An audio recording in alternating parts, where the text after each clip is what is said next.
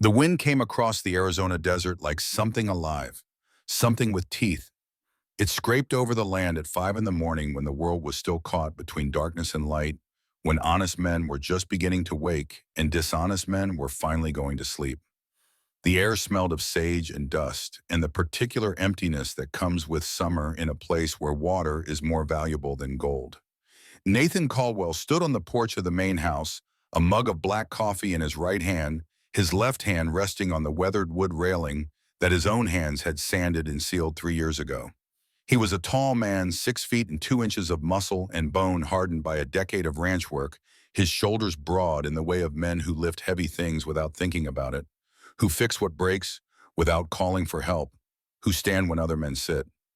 His face told a story he wished it wouldn't. 39 years old, but looking older in the half-light, with lines carved deep around his eyes, from squinting into too many sunrises, a jaw that stayed clenched even when he slept, and a small scar on his chin that pulled slightly when he frowned, which was often.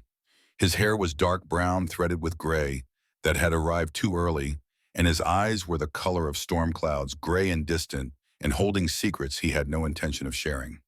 The coffee was bitter and hot the way he liked it. No sugar, no cream, just the dark liquid that burned going down and woke him up faster than any sunrise could. He drank it the same way every morning, at the same time from the same chipped mug, because routine was armor against the chaos that memory could bring. Below him, Ironwood Ranch spread out across the valley like a kingdom he had built from ash and stubbornness. 5,000 acres of hard-won land, 80 horses in various stages of training, 15 men who worked for wages that were fair but not generous, and one iron will holding it all together through sheer refusal to fail again. The main house stood solid behind him, 2 stories of adobe and dark timber that he had built with his own hands after the first house burned. After everything burned, the bunkhouse sat to the east long and low, with smoke already rising from its chimney as the cook fired up the stove. The barn stood massive to the west, its red paint fading, but its bones still strong. The blacksmith forge was dark, but would soon glow with heat when the smithy arrived. And the horse corral spread out in front of everything wooden fence posts, marching in straight lines, that spoke of a man who needed order, who demanded it, who built it when the world refused to provide it. 10 years. The thought came unbidden, as it always did at this hour. 10 years I rebuilt this place from ashes. 10 years of sweat and blood and sleepless nights.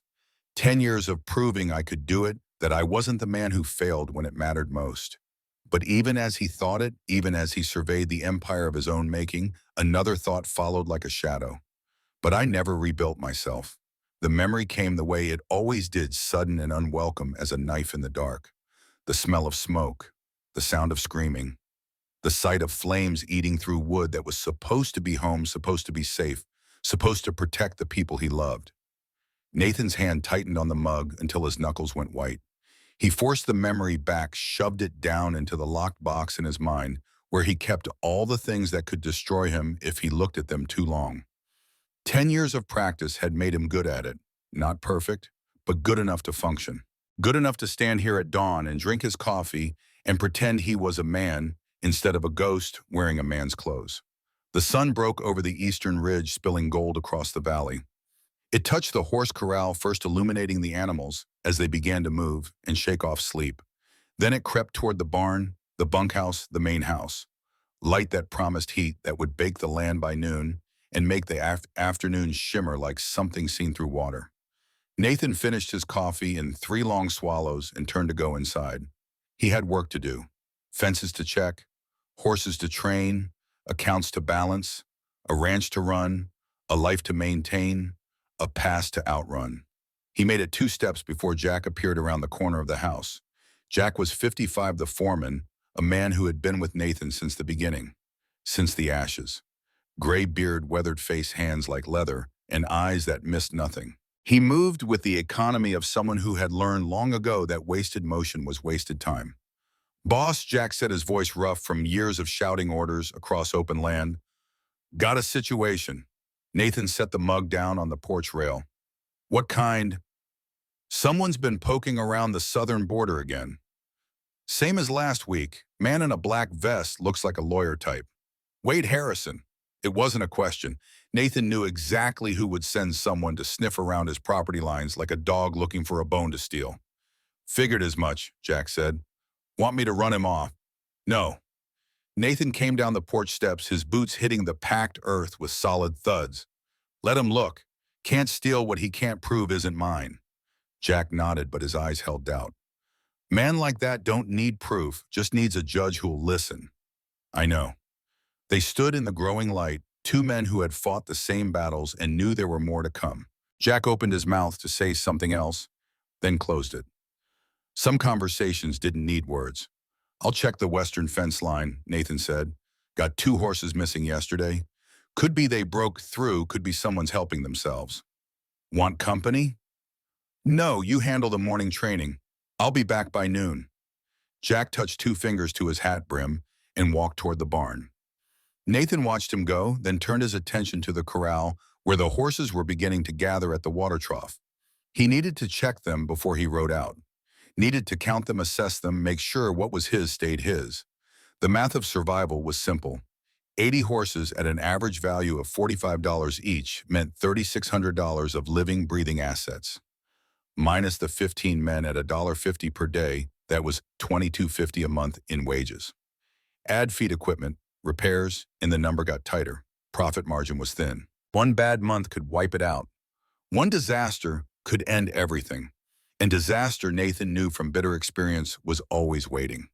He crossed the yard toward the barn, his shadow long in the early light. The smell of hay and horse and leather wrapped around him like a familiar coat. This was the world he understood. Animals didn't lie. Work didn't betray. Sweat and effort produced results you could measure. Not like people, not like love, not like all the things he had trusted once and lost. Inside the barn, the morning sounds of horses waking filled the air. Soft nickers, the stamp of hooves, the rustle of hay being pulled from mangers. Nathan walked down the center aisle, his practiced eye checking each stall. Sorrel mare still favoring her left foreleg but healing. Bay gelding ready to sell. Black stallion, his prize breeding stock worth more than all the others combined. Thunder. That was the black's name. 16 hands of pure muscle and spirit, a horse that could outrun anything in the territory and had the temperament to prove it knew its own value. Nathan had bought him 5 years ago for more money than he should have spent, but the investment had paid off. 3 colts so far, each one worth $60. Math that worked. He stopped at Thunder's stall, and the horse came to him, pushing his massive head over the door to nuzzle Nathan's shoulder. This was the closest thing to affection Nathan allowed himself anymore. A horse's trust, simple, honest, earned through consistency and care. Morning, boy, Nathan said quietly, his hand running along the horse's jaw. You're looking good. Thunder snorted, his breath warm against Nathan's neck. A sound from the front of the barn made Nathan turn. A man stood silhouetted in the doorway, backlit by the rising sun. Old by the stoop of his shoulders, travel-worn by the dust on his clothes. But standing straight, despite age, despite weariness, with a posture that spoke of military training long past. Nathan's hand moved automatically to his hip, where a gun would have been if he wore one. He didn't anymore. Hadn't since the fire. But the instinct remained. Help you, Nathan's voice was flat, neutral, the tone of a man who had learned to show nothing until he knew what he was dealing with. The old man stepped into the barn, moving slowly but with purpose. He wore canvas pants that had been patched multiple times, a shirt that had once been blue but had faded to the color of old sky, and boots that were resoled and reheeled but still solid. His face was weathered as creekstone, lined with the geography of 7 decades of living, but his eyes were clear and sharp, the blue of deep water. Heard you might need a smithy, the old man said. His voice carried the rasp of age but the steadiness of confidence. Nathan studied him. 65 at least, maybe 70. Hands that were calloused in the way of men who worked with metal and heat. Shoulders still broad despite the years. Something familiar in the set of his jaw and the way he held himself, but Nathan couldn't place it. Where'd you hear that town man talks when he's buying supplies? Word spreads. I've got a smithy. Had one. He quit 3 days ago, moved to Tucson, better pay. Nathan's jaw tightened. That was true. He'd been doing the forge work himself since then, after his regular duties, losing sleep to keep the horses shod and the equipment repaired. What's your name? Samuel Green. Worked as an army smithy at Fort Apache for 25 years. Can shoe a horse faster than most men half my age. Can fix anything made of metal. Don't drink. Don't cause trouble. Just looking for work. 25 years at Fort Apache.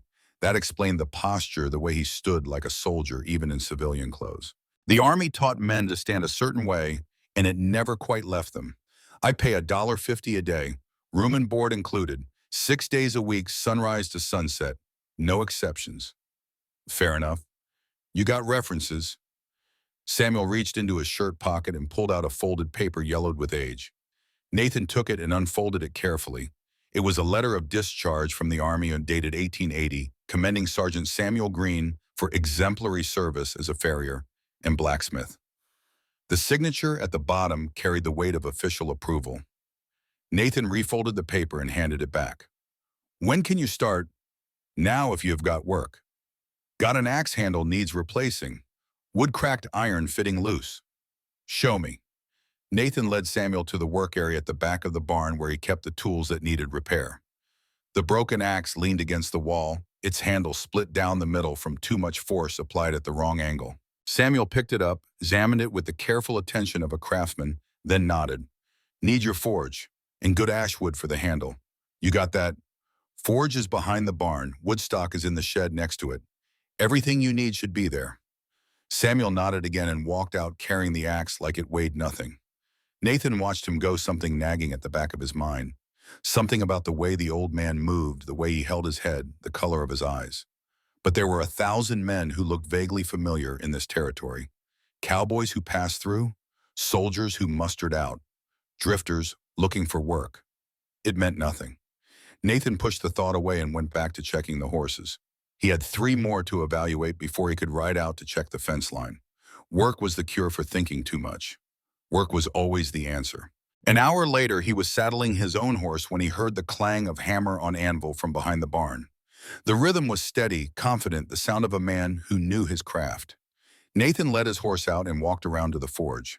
Samuel had the fire going hot, the coals glowing orange-red. He held the axe head in a pair of tongs, heating it until the metal began to show color, then pulled it out and hammered it against the anvil with precise measured strikes. The old handle lay discarded on the ground. A fresh piece of ash wood, carefully shaped and fitted, waited to be attached. Nathan watched for a full minute. The way Samuel worked was economical, efficient, nothing wasted. The metal heated to exactly the right temperature.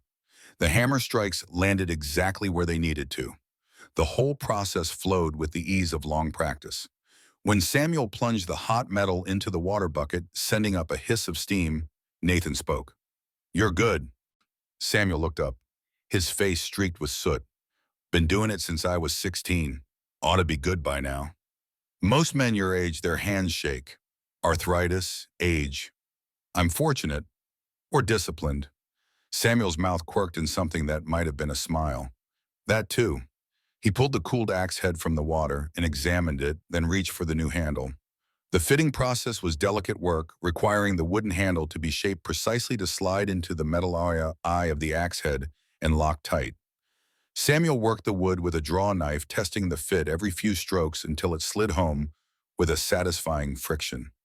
45 minutes, Nathan said. Most men take twice that. Most men don't know what they're doing. It wasn't arrogance, just fact. Nathan appreciated that. He had no patience for false modesty or inflated pride. Just the truth, clean and simple. You're hired. Room's in the back of the forge. Not fancy, but it's dry and warm. Meals are in the cookhouse with the other men, 3 times a day. Breakfast at 6, lunch at noon, dinner at 6. Miss a meal, you go hungry till the next one. Understood.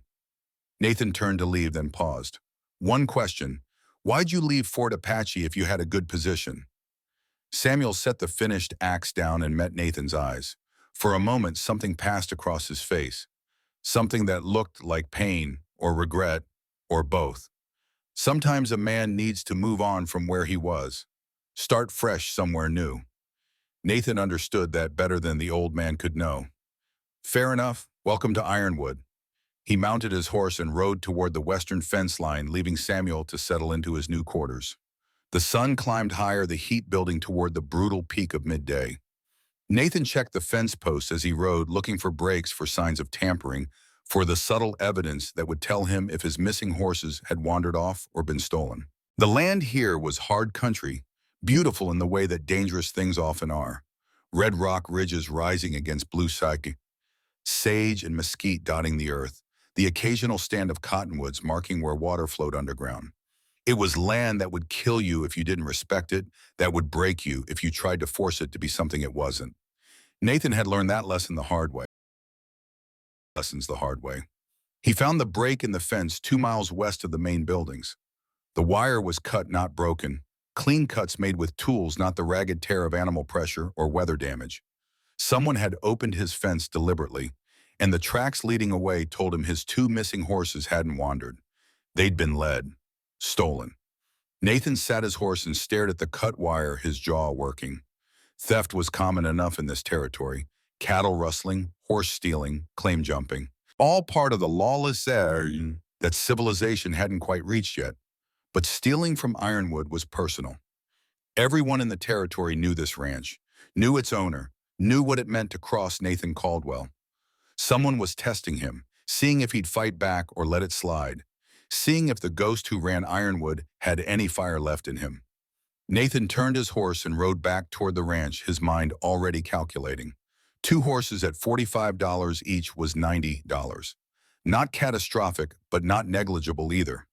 More than that, it was a challenge, an insult, a line crossed. He'd deal with it, but not today. Today he had other problems. By the time he made it back to the ranch, the sun was directly overhead, and the heat was pushing toward unbearable. The horses in the corral stood in whatever shade they could find. The men had retreated to the bunkhouse for the midday break. The whole ranch had that drowsy, suspended quality that came with high desert noon. Nathan unsaddled his horse and turned it into the corral, then walked toward the main house.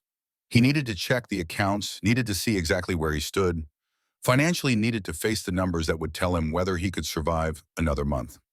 He'd barely made it through the door when Ben came running up, the youngest of his ranch hands, barely 20 years old, with more enthusiasm than sense, but a good worker for all that. "Boss," Ben panted, out of breath from running. "Someone at the gate." "Who?" "Woman, young, on foot, looks half dead." Nathan frowned. They got travelers occasionally, people crossing the territory on their way to somewhere else, but usually men. Usually on horseback. A woman on foot was unusual enough to be noteworthy. "Tell her we're not a charity house." "I did, boss. She says she's not looking for charity, says she's looking for work." "What kind of work?" "Cook." Nathan stopped.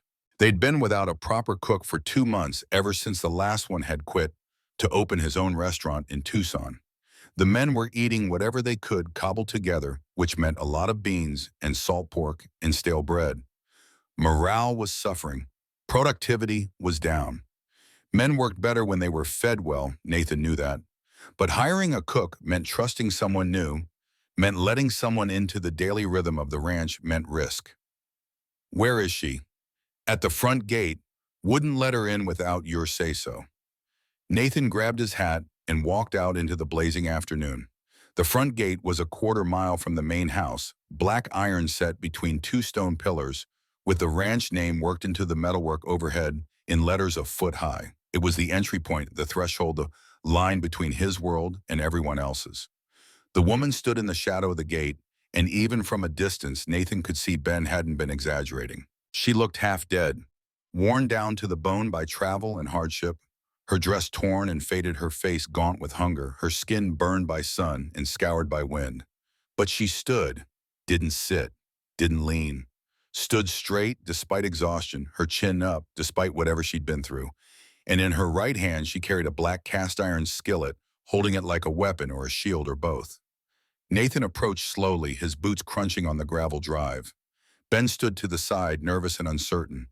The woman watched Nathan come, her eyes tracking him with the wariness of prey watching a predator, but she didn't move, didn't flinch, just waited. Up close he could see she was young, 25 at most. Blonde hair matted with dust and pulled back in a braid that was more practical than pretty. Blue-gray eyes that held intelligence and determination in equal measure. Cracked lips, sunburned nose. hands that were work-worn and calloused. And that skillet. Heavy, well-seasoned, cared for despite everything else falling apart around her. That told Nathan something. Told him this woman knew how to prioritize, knew what mattered, knew the difference between tools and decoration.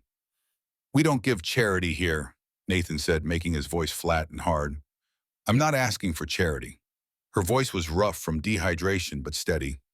"I'm asking for work. We've got all the hands we need. You need a cook." "How do you know that?"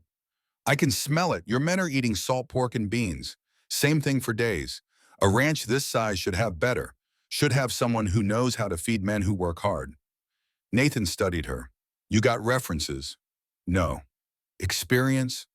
"I cooked for my mother and for myself." "That's not experience running a cookhouse for 15 men." "No," she agreed. "But it's experience knowing that food is more than fuel. It's comfort. It's home. And men who eat like they have a homework, like they want to keep it." The statement caught Nathan off guard. Not the words themselves, but the conviction behind them. This woman believed what she was saying, believed it down to her bones. "What's your name?" "Emma Hayes." "Where are you from?" "Emma Hayes, St. Louis, originally." "Long way from home." "I don't have a home anymore." Something in the way she said it, the finality of it, resonated with Nathan in a way he didn't want to examine. He knew what it meant to not have a home anymore. Knew what it meant to be adrift. Knew what it meant to stand at someone else's gate and hope they'd let you in. He looked at the skillet again, at her hands gripping it, at the way she held herself together through sheer will when her body was clearly ready to collapse. "You ever cook for a group this size?" "No, but I can learn. I'm a fast learner. We've got basic supplies: beans, flour, salt, pork, potatoes, onions. Nothing fancy." "I don't need fancy. I need a fire and ingredients and time." Nathan made a decision he wasn't sure was wise. But something about this woman, about her refusal to beg or plead or play on his sympathy, something about the way she stood there, like she had every right to be considered seriously, made him willing to take the risk. "You get one chance, one meal. The men eat when the sun touches that western ridge." He pointed to the mountain peak visible beyond the ranch buildings. "That's about 6 hours from now. You cook dinner for 10 men. If they like it, you're hired. If they don't, you leave before dawn." "Understood." "Understood." "Ben, show her to the cookhouse. Give her access to the stores. Then stay out of her way." "Yes, boss." Nathan turned and walked back toward the main house without another word. He had work to do, and he'd already spent too much time on this. Either she could cook or she couldn't. Either the men would eat well tonight or they wouldn't. Either way, he'd know by sunset. Behind him, Ben led Emma through the gate. Nathan heard it clang shut, that heavy metallic sound that has said the threshold had been crossed, the die had been cast. He didn't look back. In his office, Nathan sat at the scarred oak desk that had survived the fire because it had been in the barn that night, not the house. He pulled out the ledger and opened it to the current month's page. The numbers stared back at him, black ink on cream paper, the mathematics of survival. Income for August, $340 from selling 8 horses. Expenses, $280. Wages, feed, repairs, supplies. Net profit, $60. Added to savings, $180 total. Not enough. Nathan opened the bottom drawer and pulled out the letter he kept hidden there, the one he didn't want to look at but couldn't throw away. The paper was official, embossed with the seal of First Bank of Tucson, and the words were formal and final. "Notice of outstanding debt. Nathan Caldwell, Ironwood Ranch. Principal amount $1,200. Due date October 15, 1885. In the event of non-payment, the bank reserves the right to foreclose on all property and assets as specified in the original loan agreement, including but not limited to 40% of ranch land holdings." 2 months. He had 2 months to come up with over $1,000 or lose nearly half his ranch. The land that produced the grass that fed the horses that generated his income.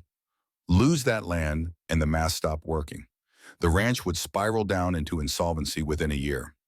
Nathan had taken the loan 3 years ago to buy breeding stock to expand the operation, to build towards something bigger. It had seemed smart at the time. The horses were good, the market was strong, the risk was calculated. But he hadn't calculated on horse prices dropping. Hadn't calculated on losing 2 months of sales to an outbreak of strangles that quarantined his stock. Hadn't calculated on Wade Harrison buying up competing ranches and flooding the market. Now he was trapped. $1,800 in savings plus $60 a month in profit meant he'd need 4 more months at current rates. But he only had two. The math was merciless. He could sell more horses, liquidate assets, but that would leave him without breeding stock for next year, which meant no income at all in 1886. Solving one problem by creating a bigger one. He could borrow from someone else. But who the bank owned everything worth borrowing against? His friends, if he could call them, that were other ranchers in the same tight financial spot he was. He could sell the ranch, Wade Harrison would buy it, had offered to buy it 3 times already at prices that got lower each time. The latest offer had been $3,000, enough to pay the debt and walk away with a profit. But walking away meant admitting defeat, meant letting the fire win after all, meant proving that he couldn't hold on to anything, couldn't protect what mattered, couldn't be trusted with responsibility. Nathan closed the ledger and locked it in the desk drawer. Then he took the debt letter and locked it away too, back in its hiding place, where he wouldn't have to see it every day. The sun moved across the sky. The afternoon heat peaked and began its slow decline toward evening. Nathan forced himself to focus on other work. Correspondence to answer, invoices to review, breeding schedules to plan. The 1,000 small tasks that kept a ranch running. But part of his mind stayed on the cookhouse, on the woman with the skillet, on whether she could actually cook or if this was just another disaster in the making. At 5:30, he walked to the window and looked out toward the western ridge. The sun was still well above the mountain peak, but sinking fast, another 30 minutes maybe. He could smell wood smoke from the cookhouse chimney. Could smell something else too. Something that made his stomach tighten with recognition and something close to pain. Spices, real spices, not just salt and pepper, but something deeper, richer. Cumin maybe, chili powder, oregano. The smell took him back 10 years in an instant. Took him to a different kitchen, in a different house, with a different woman cooking. Lily had loved to cook, had made it an art rather than a chore, had used spices she saved money to buy, and made meals that turned the house into a home. Nathan closed his eyes and forced the memory back. The past was locked away. It had to stay locked away. If he opened that door, even a crack, everything would come flooding through and he'd drown in it. He opened his eyes and focused on the present, on the ranch, on the work, on staying ahead of the rising water for one more day. At exactly 6 o'clock, as the sun touched the western ridge and turned the sky in orange and red, the ranch hands began filing into the cookhouse. Nathan gave them 5 minutes to settle, then followed. He told himself it was because he needed to eat, but really he needed to know if his gamble had paid off. The cookhouse was a long, low building with benches and tables that could seat 20 men in a pinch. A large wood stove dominated one wall, and shelves held tin plates and cups and the basic implements of communal eating. It smelled like every cookhouse Nathan had ever been in, smoke and grease, and the accumulated scent of 1,000 meals. But tonight it smelled different. Tonight it smelled like someone cared. 10 men sat at the long table. Jack at the head, his usual position. Marcus, the horse trainer, who never spoke because he couldn't, sitting alone at the far end like always. Ben and the other ranch hands filling the spaces between. And Samuel, the new smithy, sitting quietly with his head bowed as if in prayer. Emma stood by the stove wearing an apron she'd found somewhere and tied around her thin frame. Her face was still gaunt, still showed the ravages of hard travel, but her eyes were bright with something that might have been hope or determination, or the fever that comes from pushing past exhaustion into a second wind. Without a word, she began serving. She ladled thick stew from a massive pot onto tin plates, added a biscuit from the oven, and set each plate in front of a man with careful attention, making sure everyone got an equal portion. The stew was dark brown, rich with meat and potatoes and onions. The biscuits were golden and steaming. And the smell, God, the smell, was everything Nathan had been trying not to remember for 10 years. No one spoke. The men looked at their plates, then at each other, then back at their plates. This wasn't beans and salt pork. This was real food. This was the kind of meal that said someone gave a damn. Jack picked up his spoon first. As foreman, he was the unofficial leader of the men, and his opinion would set the tone. He scooped up a careful spoonful, brought it to his mouth, chewed slowly. His weathered face showed nothing for a long moment. Then he took another spoonful, and the rest of the men began to eat. Nathan served himself last and sat at the head of the opposite end of the table from Jack. He'd skipped lunch too busy with accounts and worries, and his stomach was empty enough that anything would have tasted good. But this was more than just filling a hole. The meat was tender, cooked long enough that it fell apart at the touch of a spoon. The potatoes and onions had absorbed the flavors of the broth and the spices. And those spices, subtle but present, elevated everything from basic to something that approached memorable.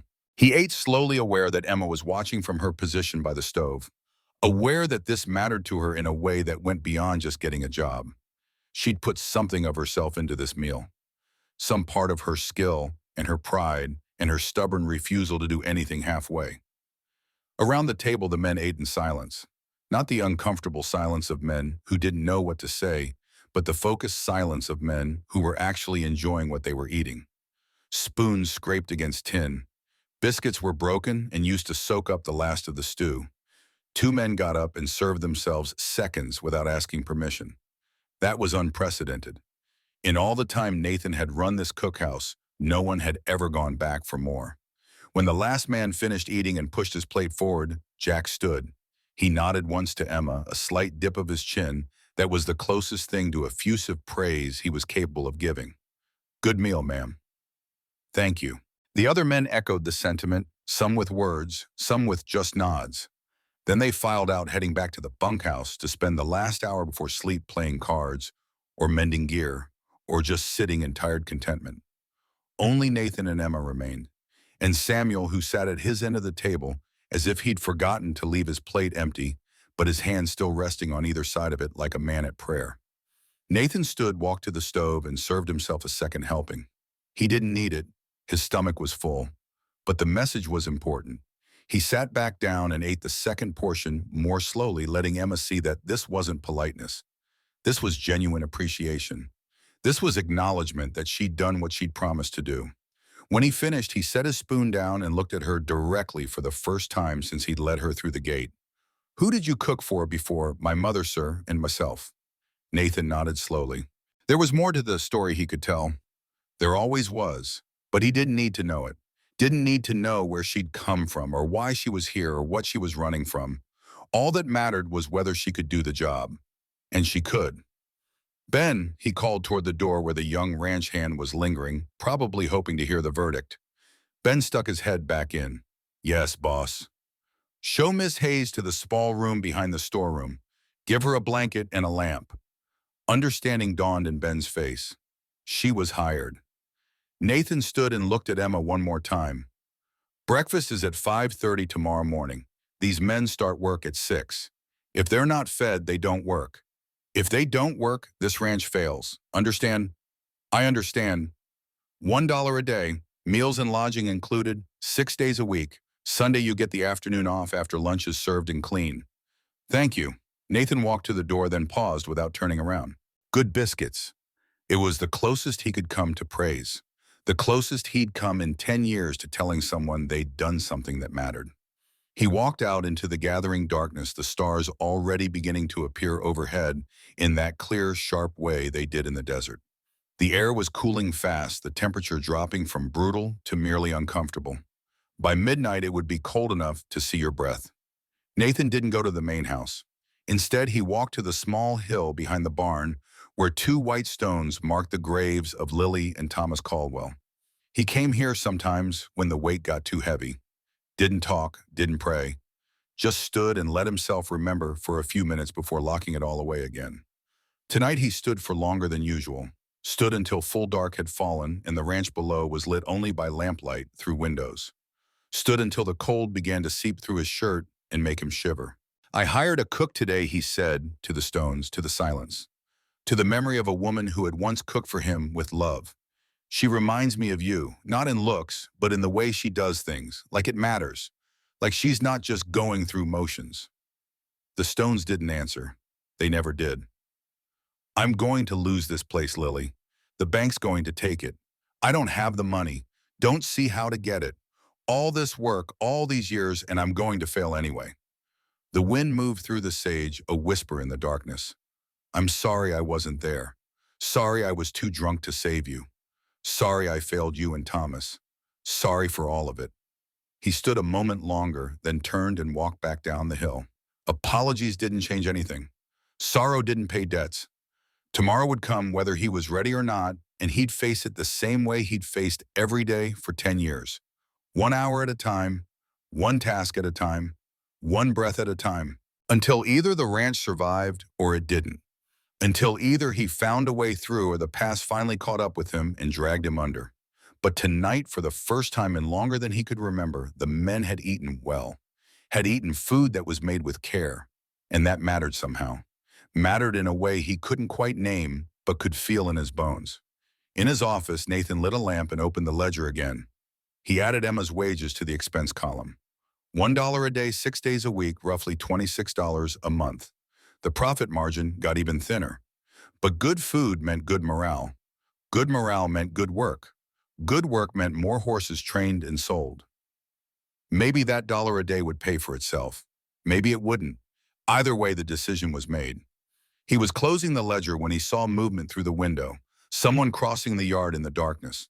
Samuel walking from the cookhouse back toward the forge where his quarters were. But Samuel wasn't walking directly there. He was taking a long detour, a path that led him past the main house, past Nathan's office window, close enough that Nathan could see his face in the lamplight. The old man looked up at the window, looked directly at Nathan, and for just a moment, there was something in his expression that Nathan couldn't quite read. Something that looked like sorrow mixed with pride, mixed with a longing so deep it seemed to pull at Nathan's chest even from 30 feet away. Then Samuel turned and continued on his way, disappearing into the darkness. Nathan stood at the window and frowned. Something about that look, something about the way Samuel had watched him, something familiar and troubling and just out of reach. He shook his head and turned away. Tomorrow he'd check the southern fence line where Wade's man had been snooping. Tomorrow he'd start training the new colts. Tomorrow he'd deal with the 1,000 problems that never stopped coming. Tonight he'd sleep, or try to. The nightmares would come, they always did. But maybe tonight, in between the flames and the screaming, there would be the smell of spices and the taste of a meal made with care. Maybe that would be enough to keep him human for one more day.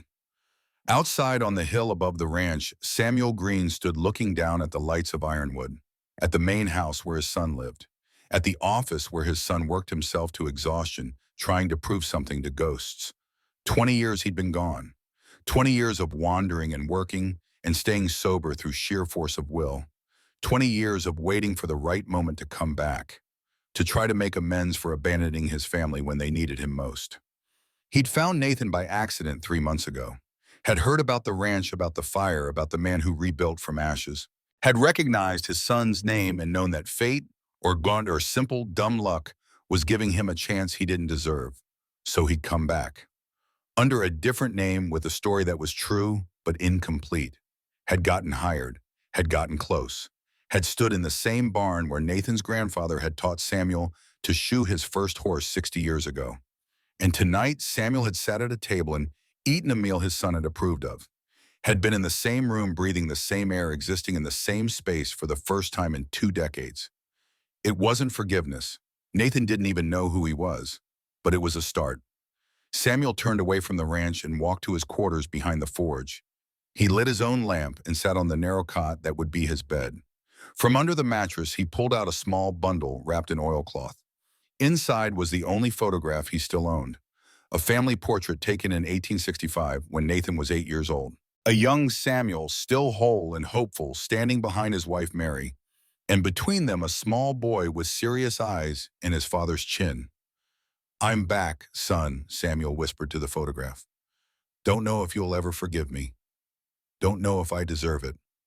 But I'm back, and I'm going to help you, whether you know it or not. Going to make sure you don't lose this place. Going to give you what I failed to give you before." He wrapped the photograph carefully and hid it again. Then he lay down on the cot and stared at the ceiling, planning, calculating, trying to figure out how an old man with $300 saved over 20 years could help his son save a ranch worth thousands. The mathematics were impossible.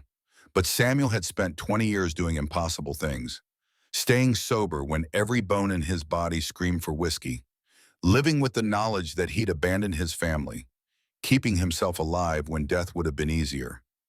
He'd find a way. Had to. This was his chance at redemption. Maybe his only chance. On opposite sides of Ironwood Ranch, father and son lay awake in the darkness, each carrying burdens the other didn't know about, each trying to solve problems that seemed unsolvable. Between them, in a small room behind the storeroom, Emma Hayes lay on a narrow cot with a thin blanket pulled up to her chin. For the first time in 2 months since leaving St. Louis, since her mother's death, since losing everything she'd ever known, she had a roof over her head that she'd earned through honest work. Her cast iron skillet sat on the floor beside the bed, always within reach.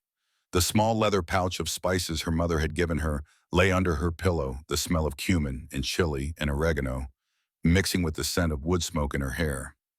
She'd done it, had walked through the desert with nothing but determination and a refusal to quit, had stood at that iron gate and demanded to be taken seriously, had cooked a meal that mattered. Tomorrow she'd do it again, and the day after, and the day after that. She'd earn her place here one meal at a time until this stopped being just a job and became something more, something like home. Outside, the desert night settled over Ironwood Ranch. The stars wheeled overhead in their ancient patterns. The wind whispered through the sage. The horses shifted in their sleep. And three people who had been strangers that morning now shared the fragile beginning of something that might, if they were lucky and brave and persistent, become the thing they all needed most. Not just survival, but a reason to survive. Not just shelter, but a place worth protecting. Not just existence, but a life worth living. The mathematics of hope were different from the mathematics of money. Harder to calculate, impossible to predict, but just as real and just as necessary. And somewhere in the equation of this hard land and these broken people in this ranch built from ashes, the numbers were beginning to shift. The balance was beginning to change. Morning would come soon enough, with all its problems and all its demands and all its relentless forward motion. But tonight, for just a few hours, there was peace, fragile and temporary and precious. It would have to be enough. The first 30 days at Ironwood Ranch fell into a rhythm as precise and unforgiving as the desert seasons themselves. Emma rose each morning at 4:30 while stars still burned cold overhead, and the world held that particular silence that comes just before awakening. She'd light the cookhouse stove first, feeding it kindling until the flames caught and spread, then adding larger pieces of split oak that Samuel had left stacked by the door the evening before. By 5, the coffee was boiling in the massive pot that could serve 20 men, its bitter smell mixing with wood smoke to create the scent that would wake the ranch hands better than any bell. By 5:15, she had biscuit dough resting under a cloth while she fried thick slices of salt pork in 3 cast iron skillets, the meat sizzling and popping as fat rendered out. By 5:30, when the men filed in, rubbing sleep from their eyes, breakfast was ready. Hot, substantial, made with care. Nathan never came to breakfast. He was already up by 4. She'd learned already, checking the horses or reviewing accounts or doing the 1,000 tasks that kept a ranch this size running. He drank his coffee alone on the porch of the main house, watching the sun break over the eastern ridge like a man standing guard against something only he could see. But he came to lunch. Always at noon, exactly when the sun was directly overhead and the heat made outdoor work nearly impossible. He'd sit at the head of the table, eat whatever she'd prepared with methodical efficiency, and leave within 15 minutes. No wasted motion, no unnecessary words, just fuel consumed and back to work. And he came to dinner. 6 o'clock, when the sun touched the western ridge and turned the sky to fire. This was the only meal where he seemed to actually taste what he was eating, where his shoulders would relax fractionally, and something that might have been satisfaction would flicker across his weathered face. Emma learned his patterns the way a sailor learns the tides. Learned that he liked his coffee black and so hot it would burn a normal man's tongue. Learned that he ate quickly but never messily, with the controlled movements of someone who had been taught table manners young and never forgot them despite a decade of eating alone. Learned that he never took seconds of anything except her stew, and even then, only when he thought no one was watching. The other men were different, were Jack the foreman ate with the focused attention of someone who'd gone hungry before and never took food for granted. He always finished everything on his plate, always scraped it clean with bread, and always nodded his thanks before leaving. Not effusive, just acknowledgement, respect.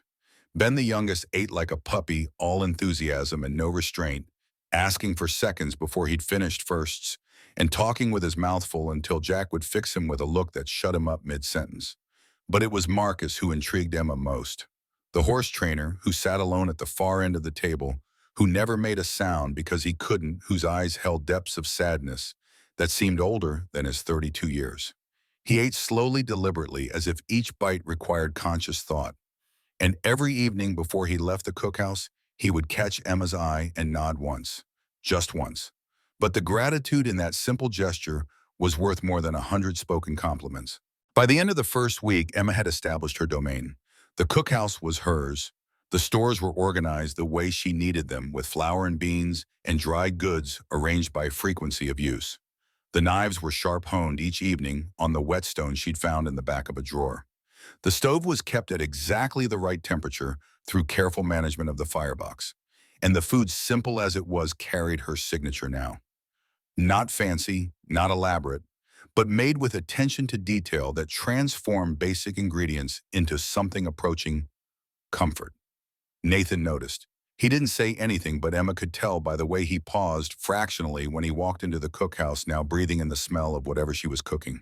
Could tell by the way he sometimes closed his eyes for just a moment when he took his first bite, as if comparing it to something from long ago. Could tell by the fact that he hadn't said a single word about replacing her or changing anything.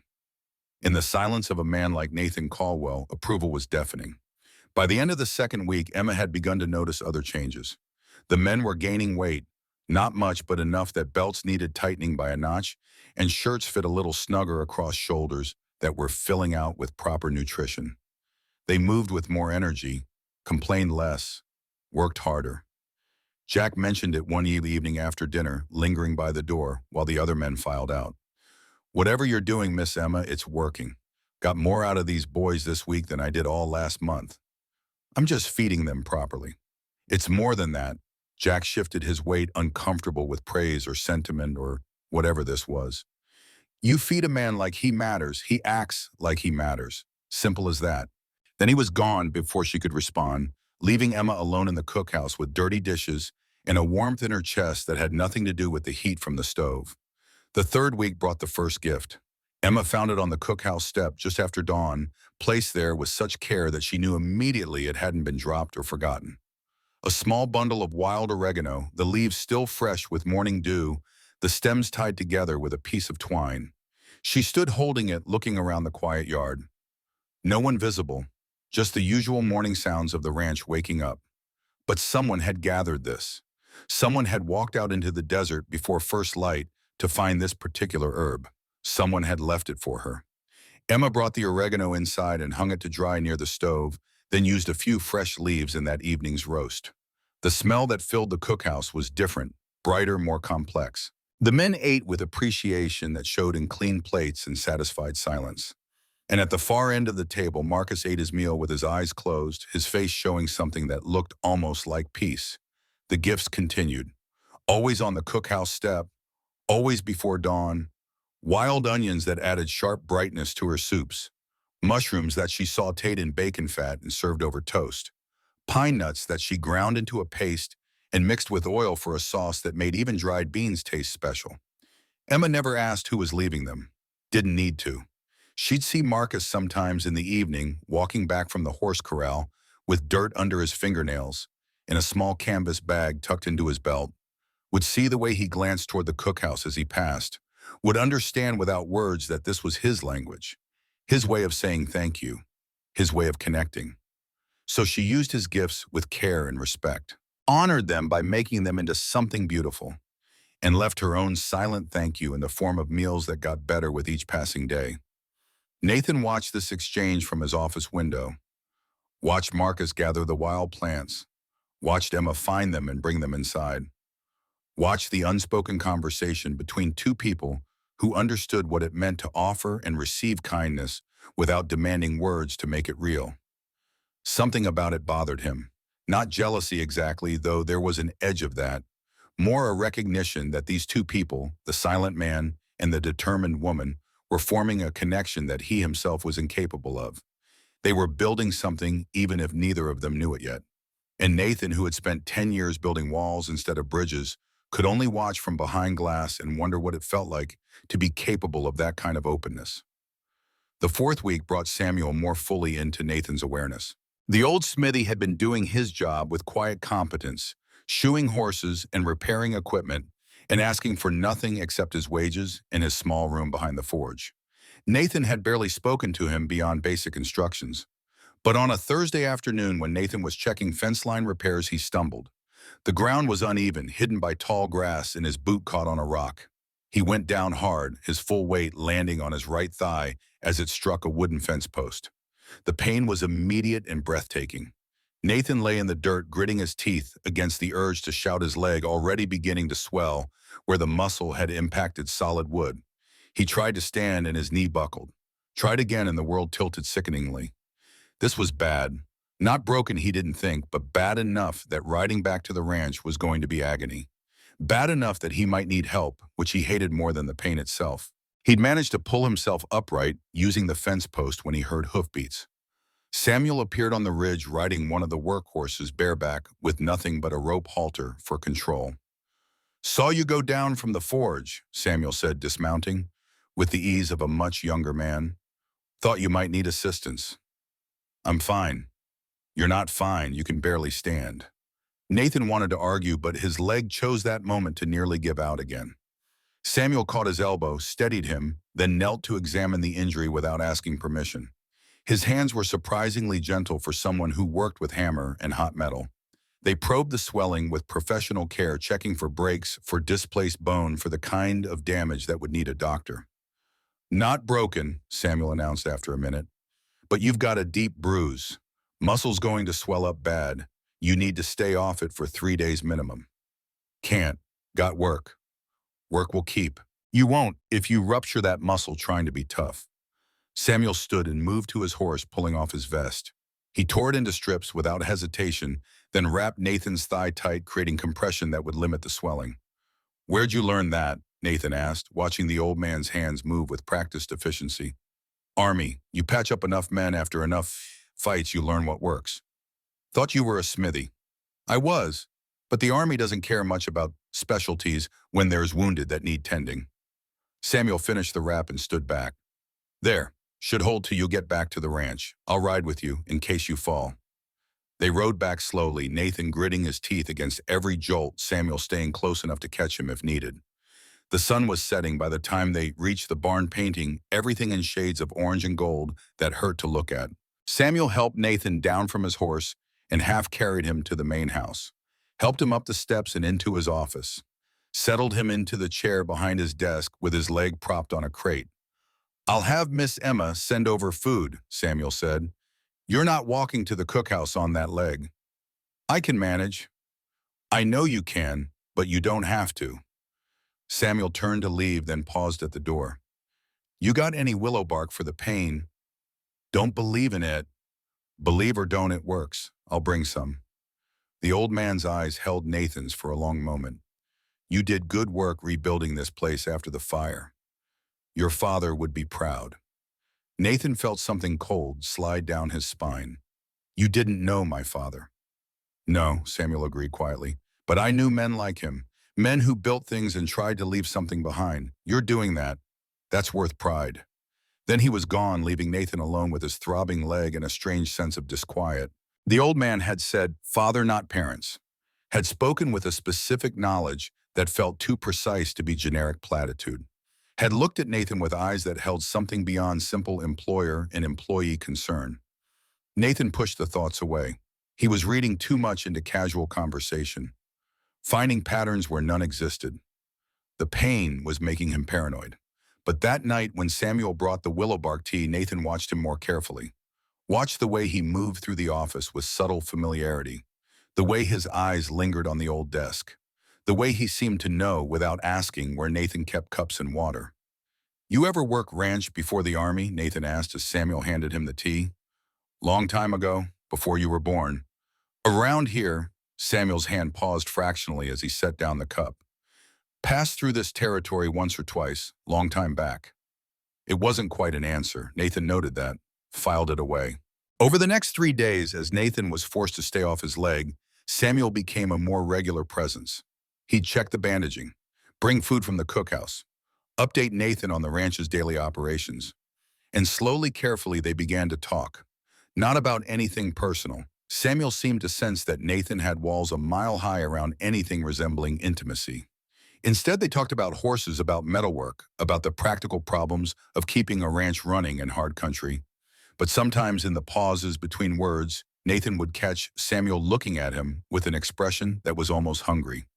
A kind of desperate attention, like a starving man watching someone eat. It made Nathan uncomfortable in ways he couldn't name. On the third evening, Nathan asked the question that had been building. "You got family, Samuel?" The old man's face went very still. "Had a son once, lost him. Dead. Might as well be. I left when he was young. Wasn't the man he needed me to be.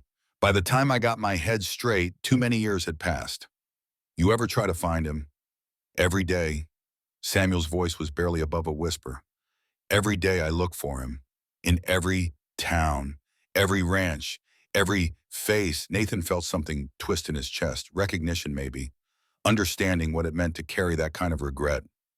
"If you found him, what would you say?" Samuel was quiet for a long time.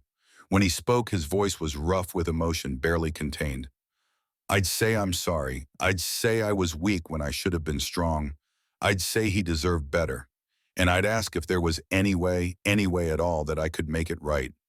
The silence that followed was heavy with things unspoken. Nathan wanted to ask more, wanted to push, but something held him back. Some instinct that said if he looked too closely at Samuel's pain, he'd have to look at his own. "He might forgive you," Nathan said finally, "if you were honest, if you meant it. Maybe." Samuel stood, collected the empty teacup. "Or maybe some things are too broken to fix. Maybe the best you can do is try to help from a distance. Make sure he's okay, even if he never knows you're there." He left before Nathan could respond, and Nathan sat in his office feeling like he just had a conversation about something other than what the words had actually said. But his attention was pulled away from Samuel the next day when Marcus got hurt. It happened during the afternoon training session. A wild horse 4 years old and mean with it had been brought in from the high country. Jack wanted it destroyed. The horse had injured 2 men already and showed no signs of gentling. Nathan, still limping but mobile, went to watch the decision. He'd give the animal one last chance. If Marcus couldn't settle it in 3 days, they'd put it down. Horses this aggressive were more liability than asset.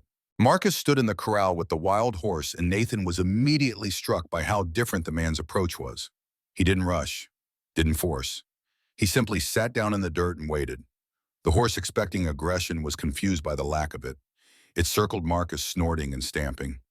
Marcus didn't move, just sat with his legs crossed and his hands relaxed and his eyes half closed, as if he were meditating. An hour passed, then 2. The sun climbed and beat down with relentless heat.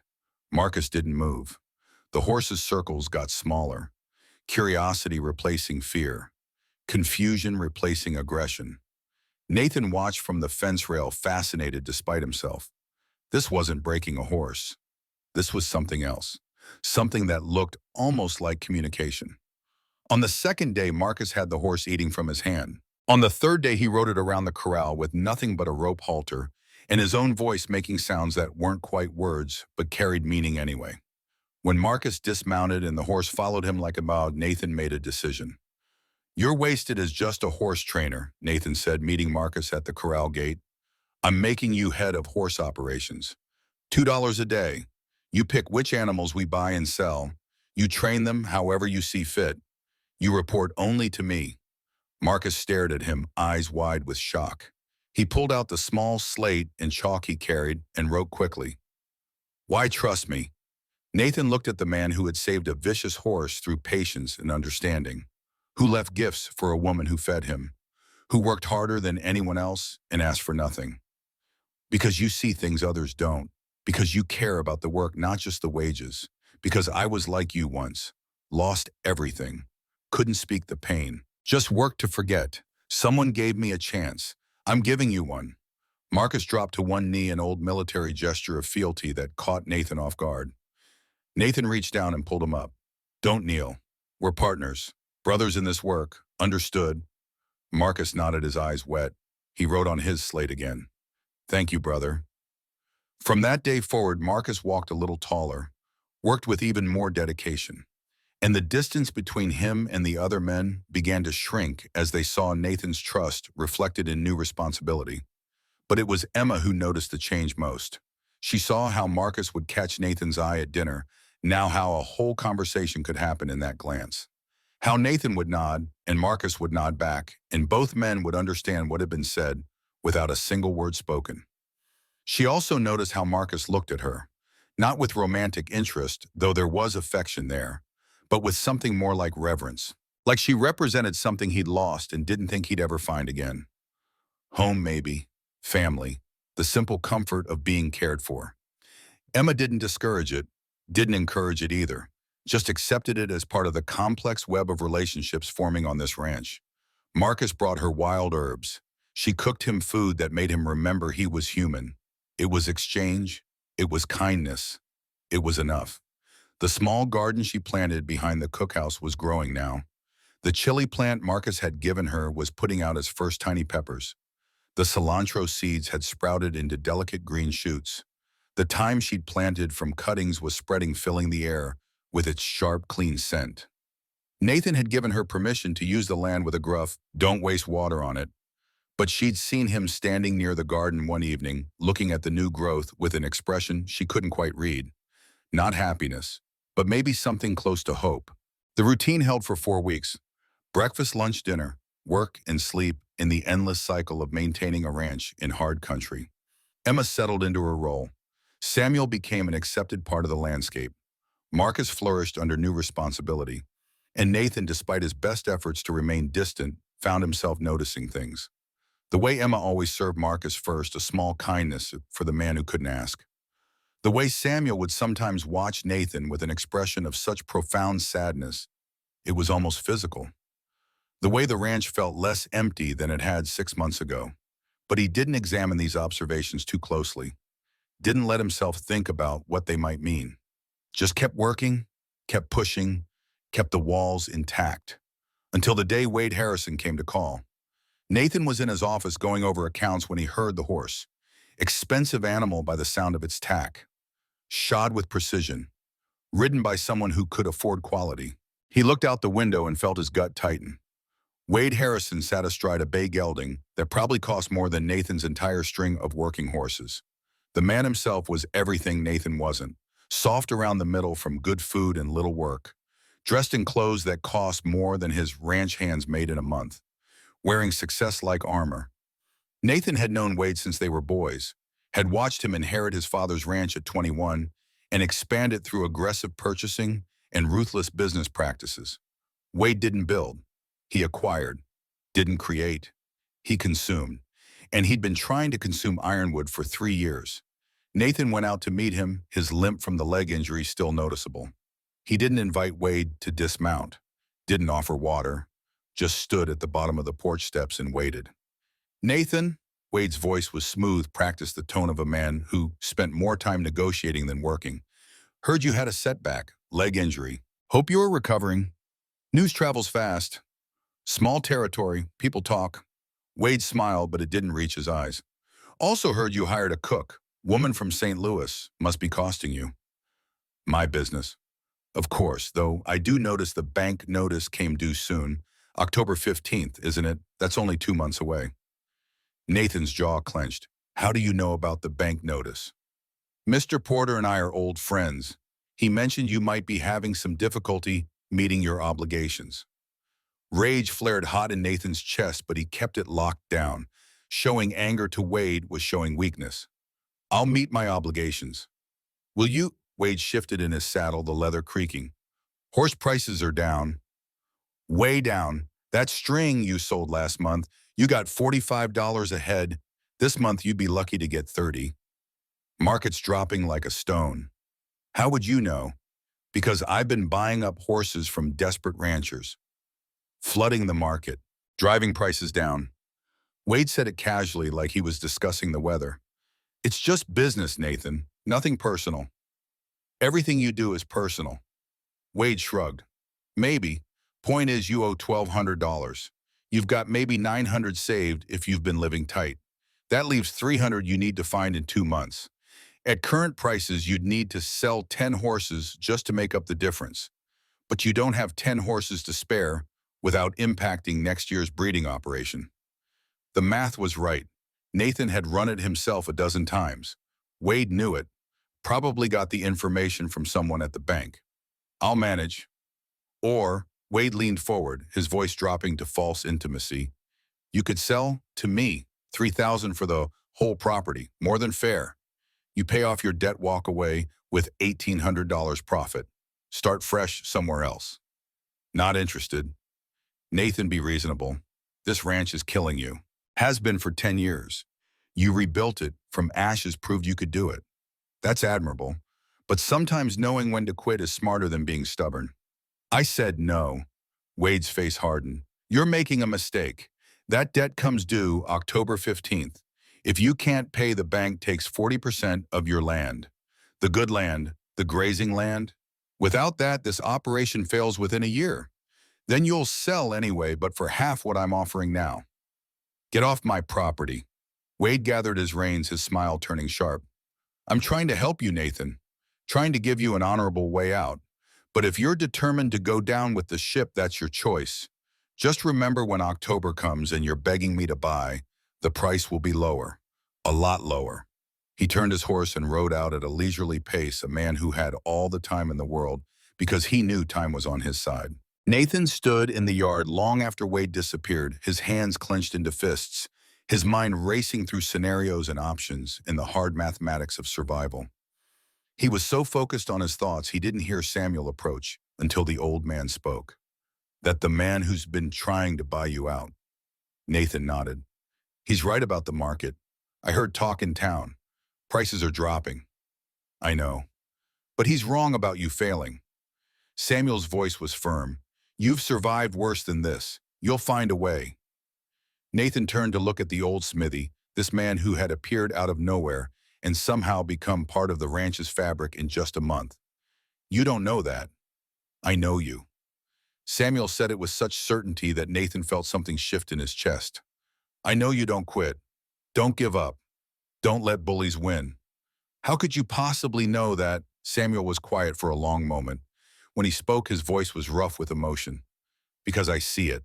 Every day. The way you work. The way you care for this place. The way you treat your men fair even when you're hurting. That's not the kind of man who quits. Nathan wanted to ask more. Wanted to push on why Samuel spoke with such conviction, such personal knowledge. But before he could, Jack came running up. Boss, we got a problem. Southern fence. Someone cut the wire. 6 horses missing. The conversation with Samuel was forgotten as Nathan swung into crisis mode. They spent the rest of the day tracking the stolen horses, finding evidence but no animals. The thieves had a 6-hour head start and knew how to cover their trail. 6 horses at $30 each in the current market. $180, more than Nathan could afford to lose. That night, Nathan sat in his office with the ledger open. The numbers were merciless. Income down, expenses constant, debt looming, and now theft eating into his reserves. He pulled out the bank notice and stared at it. October 15th, 7 weeks away. He'd need a miracle. There was a knock at the door. Emma entered carrying a tray with coffee and a plate of food he hadn't asked for. Thought you might have missed dinner, she said quietly, setting it on his desk. I'm not hungry. You need to eat anyway. She didn't leave, just stood there, her hands clasped in front of her, her eyes steady on his. I heard about the horses. I'm sorry. Not your concern. It is if this ranch fails.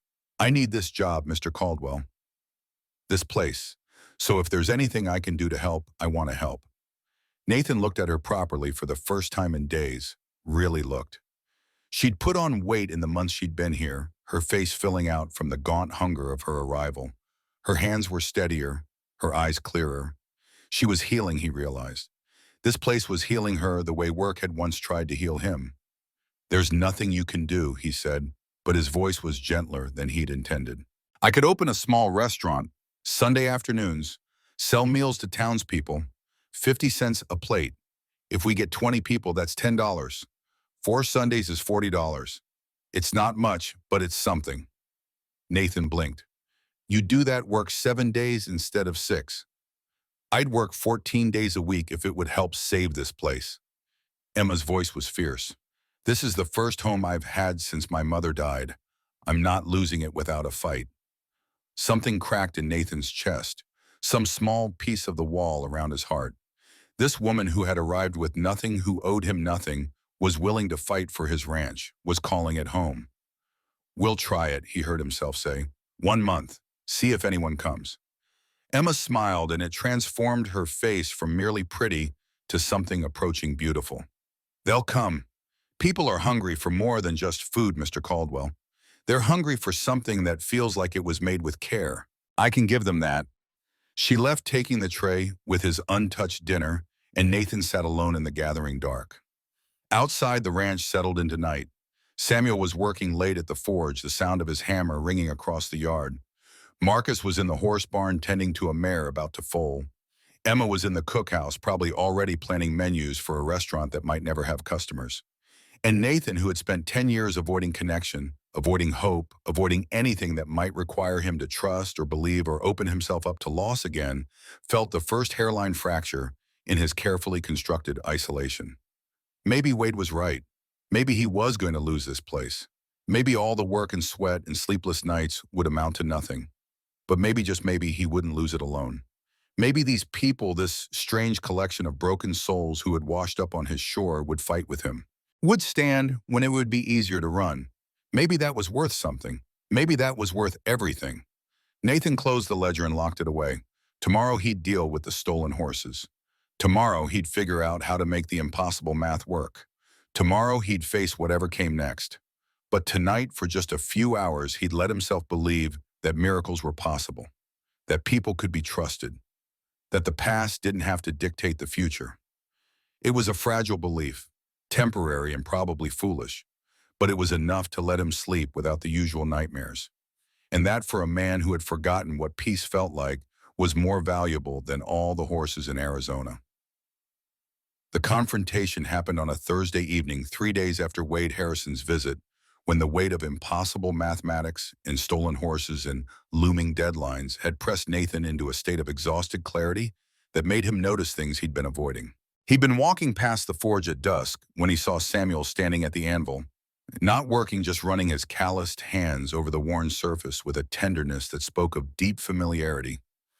The old man's lips were moving, whispering something Nathan couldn't hear from 20 feet away.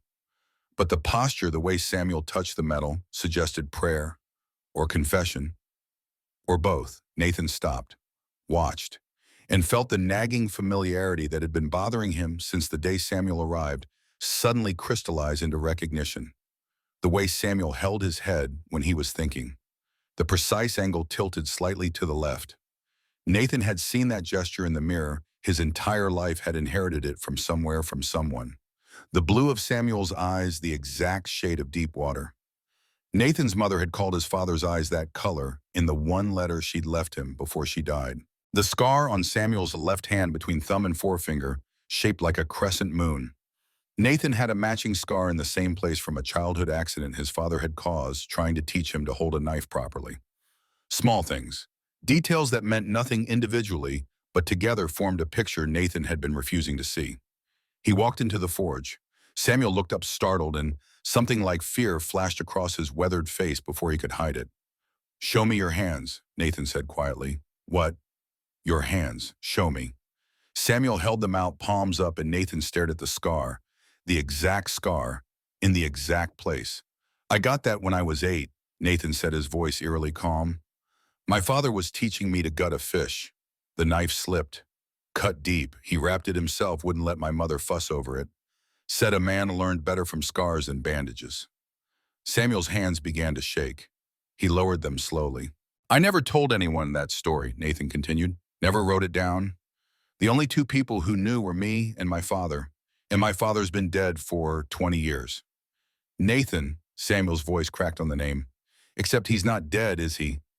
Nathan took a step closer and the rage he'd been holding back for weeks, for years, for a lifetime began to surface. You're not dead. You're standing right here. You left us. You abandoned us. You let me think you were gone. I was gone. Might as well have been dead. Samuel's eyes were wet. I was drinking myself to death. Your mother begged me to stop. I couldn't. I was weak. Pathetic. I left because I knew I'd destroy you both if I stayed. So you just walked away, left a 12-year-old boy to think his father was dead. Your mother told you I was dead to protect you, to give you a clean break instead of spending your childhood waiting for a drunk to come home and disappoint you again. Samuel's voice rose. She was right to do it. I wasn't a father. I was a burden. Nathan's fist connected with Samuel's jaw before he was fully aware he'd thrown the punch.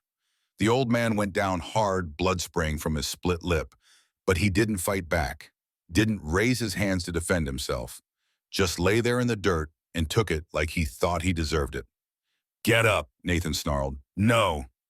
Get up and fight me. No. Samuel wiped blood from his mouth. Hit me again if you need to. I've earned it. I've earned worse. Nathan wanted to beat this man who had stolen his childhood, who had let him grow up fatherless, who had the audacity to come back now and pretend to be someone else. But looking at Samuel lying in the dirt, old and broken, and accepting of whatever punishment came, Nathan felt the rage collapse into something colder and harder. Why did you come back? Because I heard you lost your family, heard about the fire, heard you were trying to rebuild alone. And I couldn't. Samuel's voice broke. I couldn't let you do it alone. Not again. I failed you once. I wanted to help, even if you never knew it was me. Help? Nathan's laugh was bitter. You think this is helping, lying to me, pretending to be a stranger? What were you planning, old man? To work here until you died and I never knew? If that's what it took to make sure you surveyed, yes. The simple honesty of it hit Nathan harder than his fist had hit Samuel. He turned away, his hands clenching and unclenching, his breath coming in ragged gasps. I don't want you here. I don't want your help. I don't want anything from you. I know. Get out. Leave tonight. I'll pay you through the week, but I want you gone by morning. Samuel stood slowly, wiping more blood from his face. I'll go, but first I need you to know something. I don't want to hear it. Your mother loved you more than anything in this world. She made me promise before she died that if I ever got sober, if I ever became the man I should have been, I'd find you. I'd make sure you were all right. It took me 20 years, but I kept that promise. And I'll keep it, even if you never speak to me again. I'll keep it from a distance, but I'll keep it. Samuel walked out of the forge, his shoulders straight, despite the split lip and the rejection, and Nathan stood alone in the gathering darkness, listening to the sound of his own breathing and the echo of words he wished he hadn't heard. He wanted to hate Samuel, wanted it to be simple. But the old man had worked for a month without asking for recognition or forgiveness or anything except a chance to help, had saved money for 20 years on the slim hope he might be able to do something useful with it, had come back knowing he might never be acknowledged, might never be forgiven, and had done it anyway because it was right. That didn't erase 20 years of absence, didn't heal the wounds of growing up without a father, but it complicated the anger in ways Nathan didn't want to deal with. He went back to the main house and found a bottle he'd kept hidden in the bottom drawer of his desk. Whiskey he'd sworn he'd never touch because drinking had destroyed his father and nearly destroyed him. But tonight the promise didn't seem to matter. He poured 2 fingers into a glass and stared at it. Amber liquid that promised numbness, that promised forgetting, that promised escape from the crushing weight of revelation and betrayal and the terrible knowledge that the man he'd hated for 20 years had been standing 3 feet away for a month. Nathan raised the glass, stopped with it inches from his lips, and thought about his wife Lily, who had begged him to stop drinking in those last years when grief was eating him alive. Thought about his son Thomas, who had died because Nathan was too drunk to save him. Thought about 10 years of sobriety maintained through sheer stubbornness and the knowledge that drinking would mean letting the fire win. He set the glass down untouched, poured the whiskey back into the bottle, and sat in the darkness with his head in his hands while tears he hadn't cried in a decade finally broke free. The next morning, Samuel was gone. His quarters behind the forge were clean and empty. His tools were organized and hung on their proper hooks, And on the anvil, weighted down by a horseshoe, was a small leather pouch and a folded piece of paper. Nathan opened the pouch first. Inside was $300 in worn bills and coins. More money than Samuel could have saved in a month. More money than made sense unless it represented years of careful accumulation. The paper was a letter written in the careful script of someone who had learned penmanship in a different era. Nathan, I know you don't want this, but your mother's last wish was that I help you if you ever needed it. She knew this day might come. The money is yours, not a gift. An inheritance from the woman who loved you better than I ever could. Use it to save your ranch. Use it to build the life she wanted for you. I'll be in Tucson if you ever want to find me.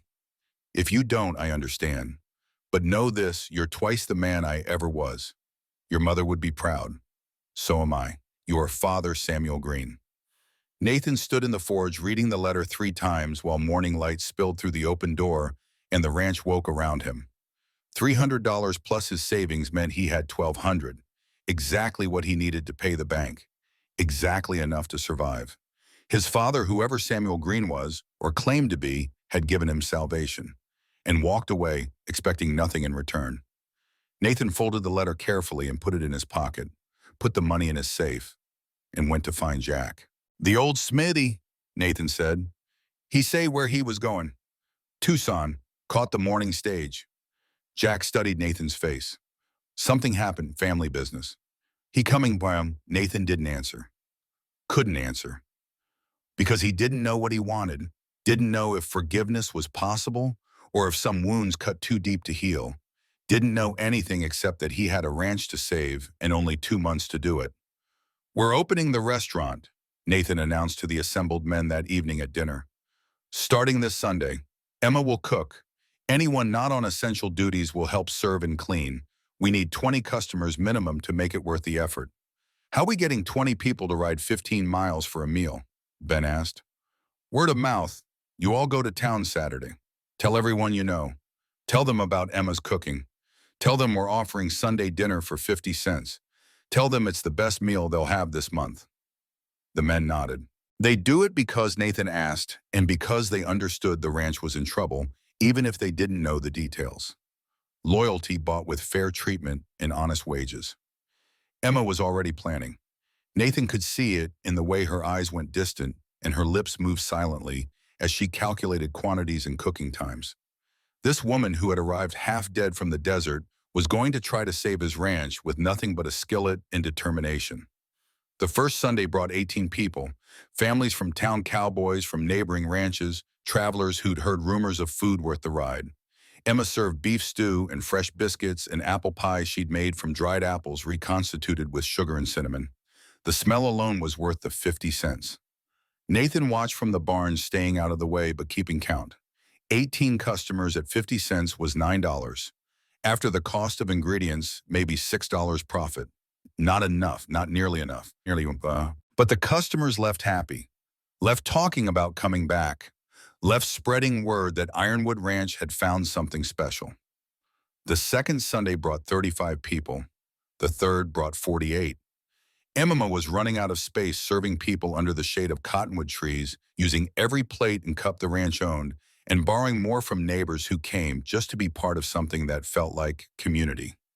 Nathan found himself helping without quite meaning to, carrying plates, refilling water, making change from the cash box. It was honest work of a different kind, work that involved people instead of horses, conversation instead of solitary labor. And watching Emma move through the crowd, remembering names, asking about families, making each person feel seen and valued. Nathan understood what she'd meant about people being hungry for more than food. They were hungry for connection, for a place that felt like home, even if only for an hour. The mathematics were working. 3 Sundays had brought $14 in profit after expenses. Not enough to make up the full deficit, but enough to matter. Enough to give hope a foothold. Then came the 4th Sunday and everything changed. Nathan woke to the smell of smoke. For a moment, still caught between sleep and waking, he was 12 years old again, and the house was burning, and his mother was screaming his name. Then reality crashed back, and he was 39, and the house wasn't burning, but something was. He was out of bed and running before his conscious mind caught up. the horse barn, the new barn they'd just finished repairing. Flames were already punching through the roof, orange and hungry against the pre-dawn darkness. Nathan's body stopped moving, just stopped. His legs locked, his breath caught. His mind went blank with terror so complete it erased everything else. He was seeing double. Seeing the barn burning in front of him and the house burning 10 years ago, and they merged into a single nightmare that paralyzed him where he stood. The horses were screaming. That sound, that terrible sound of animals in mortal fear, cut through the paralysis enough that Nathan's lips moved. "Lily," he whispered. "Thomas, I'm sorry. I'm sorry." But he didn't move. Couldn't move. The trauma had him in its teeth and wouldn't let go. Emma came running from the cookhouse, saw the fire, saw Nathan frozen on the porch, and understood in an instant that whatever was broken in this man had just shattered completely. "Fire!" she screamed loud enough to wake the bunkhouse. "The barn is burning everyone up." Ranch hands poured out in various stages of undress, saw the flames, and looked to Nathan for orders. Nathan stood like a statue, his face ash gray, his eyes seeing something that wasn't quite present. Emma made a decision. Someone had to lead or they'd lose everything. "Jack, Ben, take axes and break through the back fence. Give the horses somewhere to run." She pointed to 4 other men. "You're with me. We're getting those doors open." "But the boss," Jack started. "The boss isn't here right now." Emma's voice cracked like a whip. "I am move." The men moved. They'd been trained to follow orders, and right now Emma was the only one giving them. Jack and Ben grabbed axes and ran for the back corral. The others followed Emma toward the barn doors. The heat was already brutal. The wood of the doors was hot enough to burn bare skin, but Emma wrapped her apron around her hands and threw her weight against the bar that held them closed. Together on 3, they hit the doors in unison and the bar splintered. The doors flew open and smoke poured out in a black wave that sent them all stumbling backward, coughing and choking. Inside the barn, 12 horses screamed. Emma ripped strips from her skirt, dunked them in the water trough, and handed them out. "Cover the horses' eyes. They can't see the fire. They'll follow you."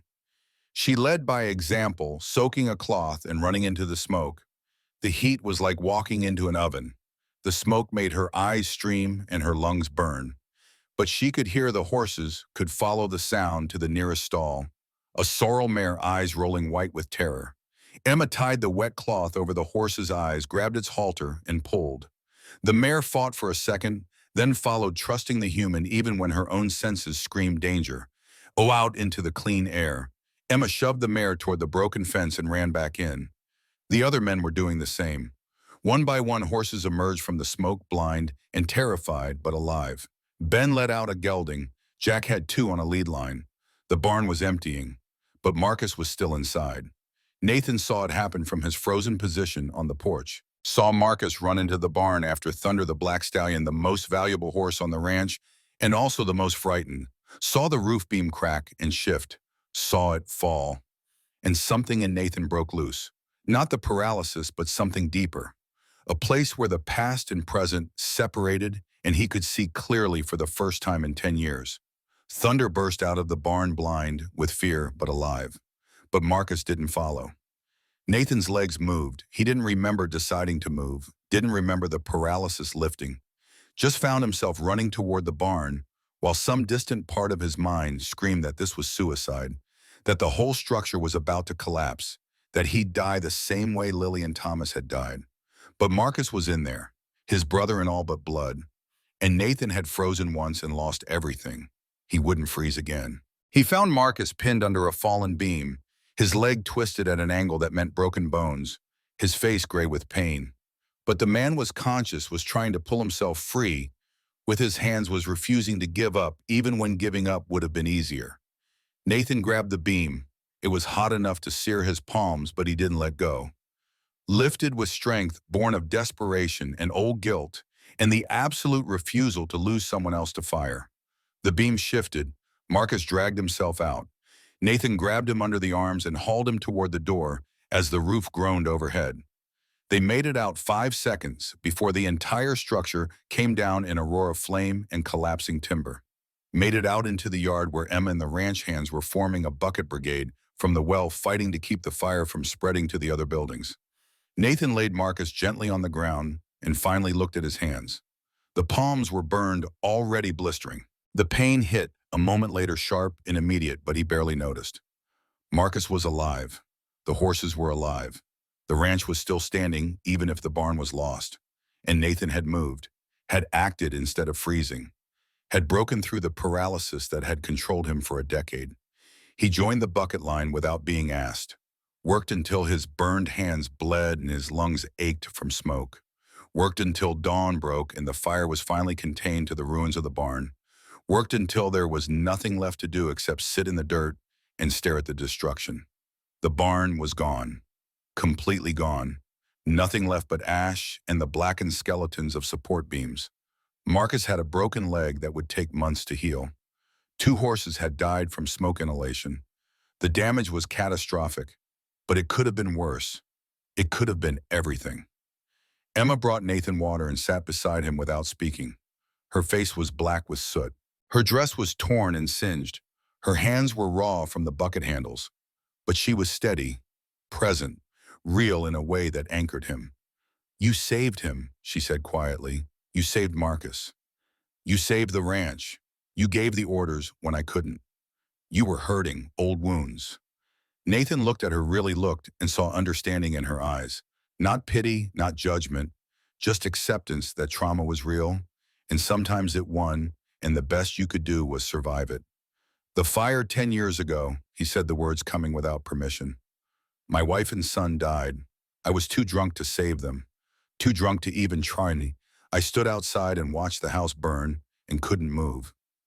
Just like tonight. I froze. But tonight you moved. You went back in. Too late. The barn's still gone. The barn can be rebuilt." Emma's hand found his, her grip careful around the burns but firm. "You can't be. Marcus can't be. The men can't be. You saved what matters." Marcus was being tended by Jack, his legs splinted with boards and strips of cloth. He caught Nathan's eye and managed a pained smile, held up his slate with his good hand. "Thank you, brother."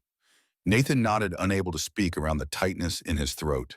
As the sun rose fully and the smoke cleared, the ranch hands gathered in the yard. They looked at the ruins, looked at their boss sitting in the dirt with burned hands and Emma beside him, and Marcus laid out with a broken leg, looked at each other, and then without being asked, they started cleaning up, started salvaging what could be saved, started the work of recovery, because that's what men did. They endured, they rebuilt, they moved forward. Nathan watched them work and felt something shift in his understanding of what this ranch was. It wasn't just land and horses and buildings, it was people. Was the men who stayed when it would have been easier to leave? Was the woman who led when the leader couldn't? Was the connection between individuals who had all lost something and found each other in the process of trying to survive? That afternoon, when the worst of the cleanup was done and Marcus was settled in the bunkhouse with his leg elevated, Nathan called everyone together. "We lost the barn," he said, his voice hoarse from smoke. "Lost 2 horses, lost equipment. The damage is close to $1,000 we don't have." The men shifted uncomfortably. They knew what that meant, knew the ranch was already struggling. "But we didn't lose each other. We didn't lose the will to keep going. And that means we're not beaten." He paused, choosing his next words carefully. "I need to tell you something. The bank note comes due in 6 weeks. We owe $1,200. I've got that much saved and borrowed. But now with the barn gone, we need another 1,000 to rebuild. Without the barn, we can't house the horses properly come winter. Without the horses, we have no business." The silence was heavy. The mathematics were impossible and everyone knew it. "So here's what we're going to do. We're going to work harder. We're going to expand the restaurant to 3 days a week. We're going to sell every horse we can spare. We're going to do whatever it takes. And if we fail, at least we'll fail knowing we gave everything." Jack cleared his throat. "Boss, what if we all took a pay cut, half wages, until this crisis is past?" "No." Nathan's voice was firm. "You work, you get paid what you're owed. That's not negotiable." "Then what about building the barn ourselves?" Ben suggested. "No hired labor, just us. We can do it nights and weekends." Nathan looked at these men, these rough laborers who had no obligation to care about his problems, and felt something very close to love. That's a lot of work for no extra pay. Ain't about pay, boss. Jack's weathered face was serious. This is our home, too. We got a stake in it surviving. The vote was unanimous. They'd rebuild the barn themselves. Would work double shifts if needed. Would do whatever it took because somewhere along the way this had stopped being just Nathan's fight and become theirs. After the meeting dispersed, Emma found Nathan in his office. He was trying to write in the ledger, but his burned hands made holding the pen an agony. She took the pen from him gently. Let me pray. I can do it. I know you can, but you don't have to. She sat across from him and opened the ledger to a fresh page. Tell me what happened. All of it. The fire 10 years ago, your wife, your son. Tell me so I can understand. And Nathan, who hadn't spoken about that night in a decade, who had locked it away in the deepest part of himself and thrown away the key, found himself telling her. About Lily, who he'd loved since he was 17. About Thomas, their son, bright and curious and full of life. About his own drinking, the way grief and pressure and the weight of responsibility had driven him to the bottle. About the night he'd gone to town and gotten too drunk to ride home. About waking in a jail cell to news that his house had burned and his family was dead. About standing at two graves and making a promise to never drink again, to never fail again, to build something that would honor their memory. About 10 years of keeping that promise through sheer stubbornness, of rebuilding the ranch from literal ashes, of working himself to exhaustion so he wouldn't have time to think or feel or remember. Emma listened without interrupting. When he finished, she reached across the desk and took his burned hands in hers. You didn't fail them, she said. You made a mistake, a terrible mistake, but you've spent 10 years punishing yourself for it. Maybe it's time to forgive yourself. I don't know how. Then let someone else forgive you first. Let it in from outside until you can feel it inside. She stood still, holding his hands, and looked at him with such fierce compassion that Nathan felt his carefully constructed walls begin to crumble. You're not the man who froze at that fire, Nathan Caldwell. You're the man who ran into this one. You're the man who saved Marcus. You're the man who built all of this from nothing. That's who you are now. Let the past be past. Then she left, and Nathan sat alone with the truth of what she'd said settling into the cracks in his armor like water finding stone. The investigation into what caused the fire was brief. The pattern of the burns suggested it started near the forge area of the barn, where they kept the coal and kindling for Marcus to use when he needed to heat iron for emergency shoe repairs. But Marcus swore he hadn't been near the forge that night, had been in the bunkhouse sleeping. Nathan believed him. But he also found in the debris the remains of an oil lamp that had been knocked over. And he remembered Marcus's PTSD, the way loud noises or sudden lights could send him back to the war, could make him react without conscious thought. The morning after the fire, Marcus presented Nathan with a slate message. It was me. I don't remember, but it had to be. I knocked the lamp. My fault, I'm sorry. Nathan read it, looked at Marcus lying there with his broken leg and his eyes full of guilt and self-hatred, and made a decision. He took the slate and erased it, wrote his own message. Accident, not fault, no one blames you. Marcus shook his head violently, tried to take the slate back, but Nathan held it out of reach. Listen to me, Nathan said quietly. You served in the army. You got wounded. You came back different. That's not your fault. What your mind does when you are not conscious, that's not your fault either. You didn't choose to have PTSD. You didn't choose to knock over that lamp. It was an accident. Tears ran down Marcus's face. He wrote frantically, I deserve to be punished. No, you deserve to be forgiven, same as I deserve to be forgiven for my mistakes. Same as we all do. Nathan set the slate aside. You're my brother, Marcus. Brothers forgive each other. That's what family does. He left before Marcus could respond, before his own emotions could overwhelm him. But that evening he found Emma and told her what Marcus had confessed. Are you going to tell the others? She asked. No, and neither are you. Marcus suffers enough without carrying public blame for something he couldn't control. Emma nodded. Then we'll keep his secret, and we'll help him heal. That night, Nathan sat at his desk and did something he hadn't done in weeks. He pulled out a clean sheet of paper and wrote a letter. Samuel, I don't know if I'm ready to call you father. Don't know if I'll ever be. But I'm ready to admit I need help. The ranch is in trouble. Worse trouble than I told you. The barn burned. We lost horses. I'm short $1,000 I don't have. Your 300 helped, but it's not enough. If your offer still stands, if you're still in Tucson, I could use that help you offered. Not as my father, but as a man who wants to make amends to another man who needs a hand. Nathan. He sealed the letter and gave it to Jack to post in the morning. Didn't know if Samuel would respond. Didn't know if he wanted him to. But the act of reaching out, of admitting need, felt like another wall coming down. The next few days blurred together. The men worked on clearing the barn site during their off hours. Emma expanded the restaurant to Wednesday and Sunday, serving both days to packed crowds as word spread about the tragedy, and people came to support the ranch through the simple act of paying for a meal. Nathan pushed himself, despite his burned hands working, until he could barely stand, because stopping meant thinking, and thinking meant feeling, and feeling meant breaking. On the fifth day after the fire, a wagon arrived. Samuel Green sat in the driver's seat, and the bed was loaded with lumber.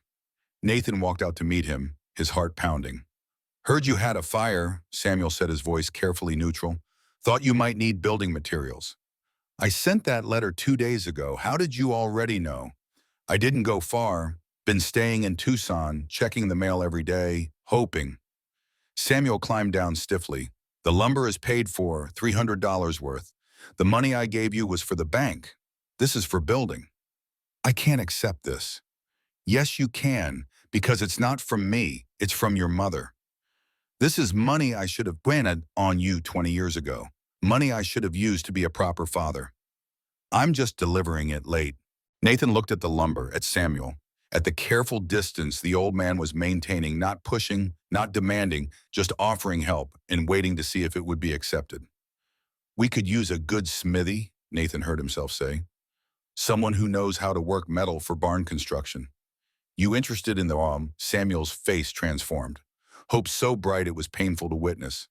"I'm interested." "Same terms as before. $1.50 a day, room and board. You work like any other man. No special treatment. No expectations of family relationship. Just work." "Understood." "And Samuel," Nathan waited until the old man met his eyes. "Thank you." It wasn't forgiveness, wasn't reconciliation, but it was a door opening, a possibility acknowledged, a future where maybe someday there could be something more than employer and employee. For now, it was enough. The barn rebuilding began in earnest. The men worked with renewed purpose now that they had materials. Samuel proved invaluable fashioning metal brackets and hinges, creating supports that would make this barn stronger than the last. Emma kept everyone fed with meals that seemed to multiply energy instead of just filling stomachs. And Nathan, working alongside men who had become family, even if they weren't blood, felt something he hadn't felt in a decade. Not quite happiness, but close. A sense of purpose that went beyond mere survival. A sense of building something that mattered with people who cared. 6 weeks until the banknote came due. $1,000 short, even with the restaurant bringing in steady money. The mathematics still didn't work. The crisis wasn't over.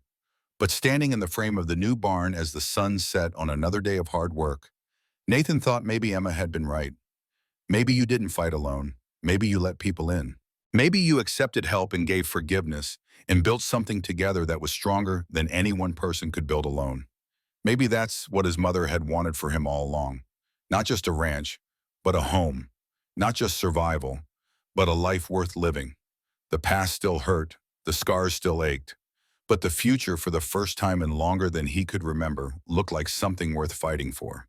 But standing there in the skeletal frame of the new barn, watching Emma distribute evening coffee to tired men, watching Samuel hammer iron brackets with quiet precision, watching the ranch hands work past exhaustion, because this place had become theirs too, Nathan knew the hardest battles were still ahead.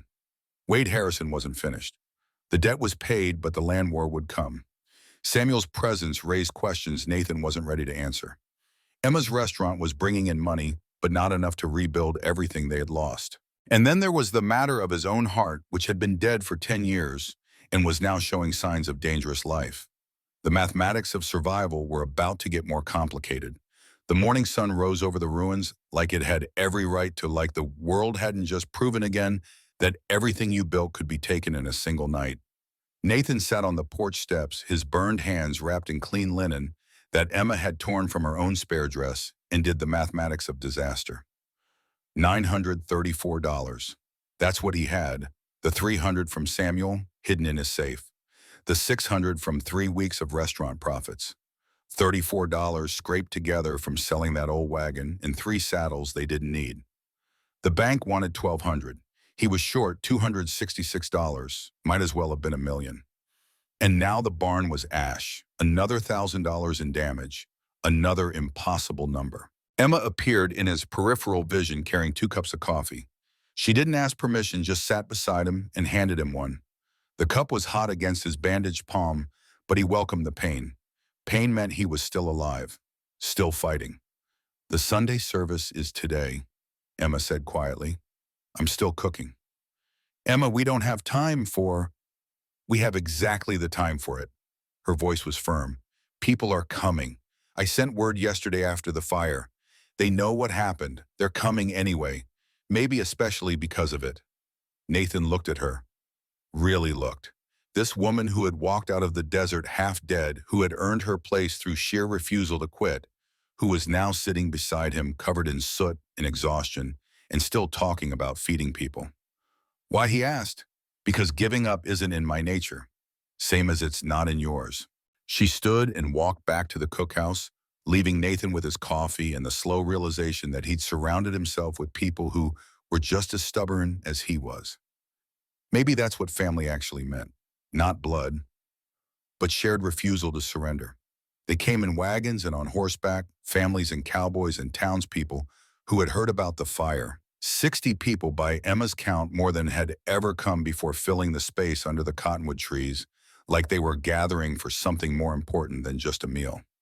Nathan stayed in the background, watching, helping when Emma needed plates carried or water refilled, trying not to think about how this might be the last time, how in 2 weeks the bank would take 40% of his land, and this community that Emma had built would scatter like smoke.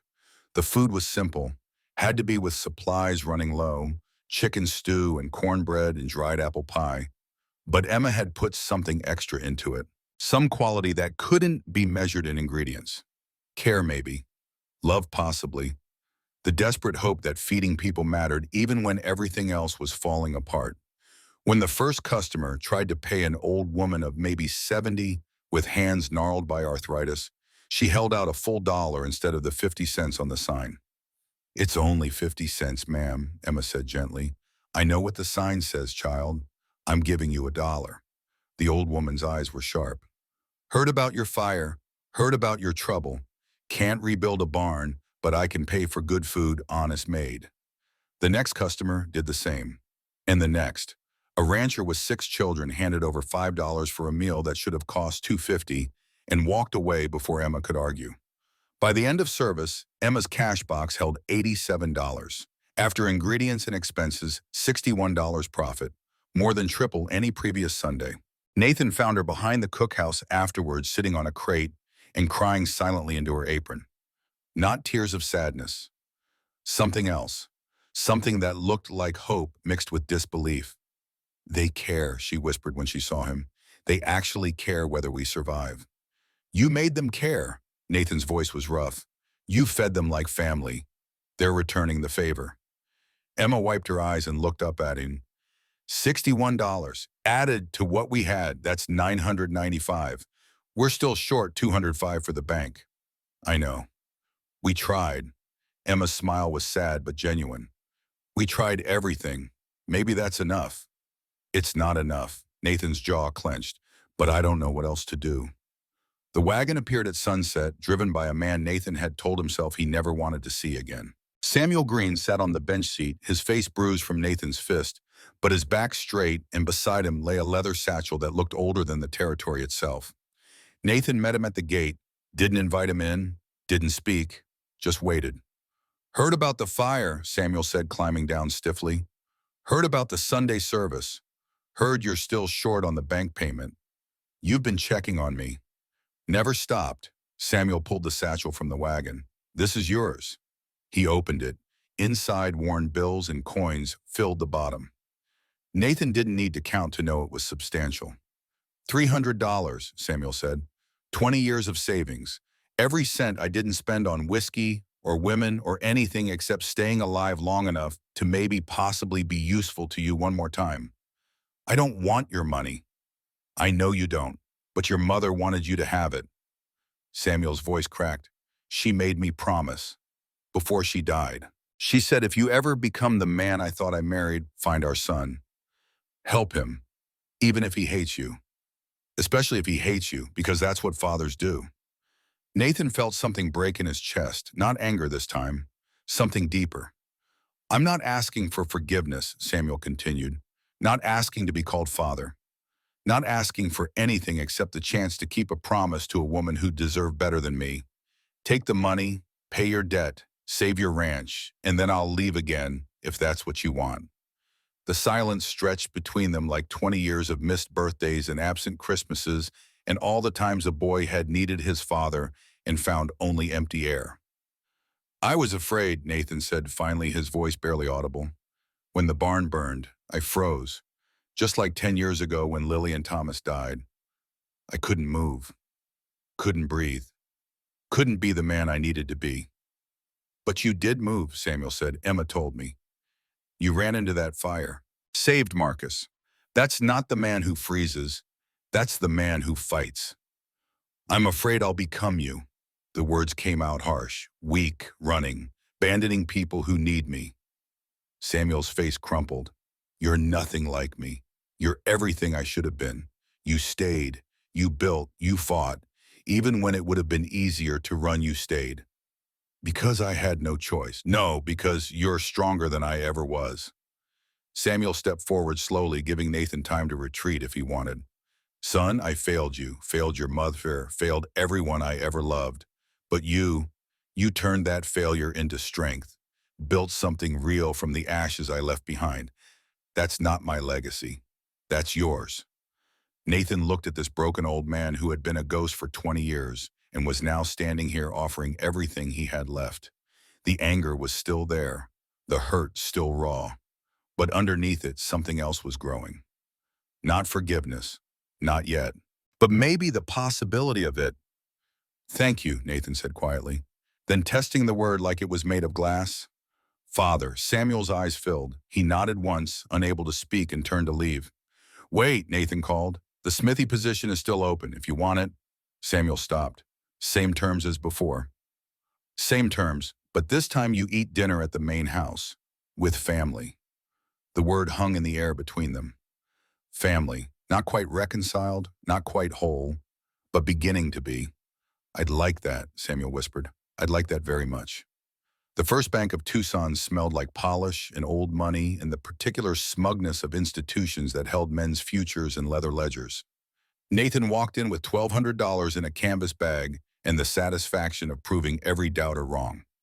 Mr. Porter looked up from his desk, his eyebrows rising when he saw who had entered.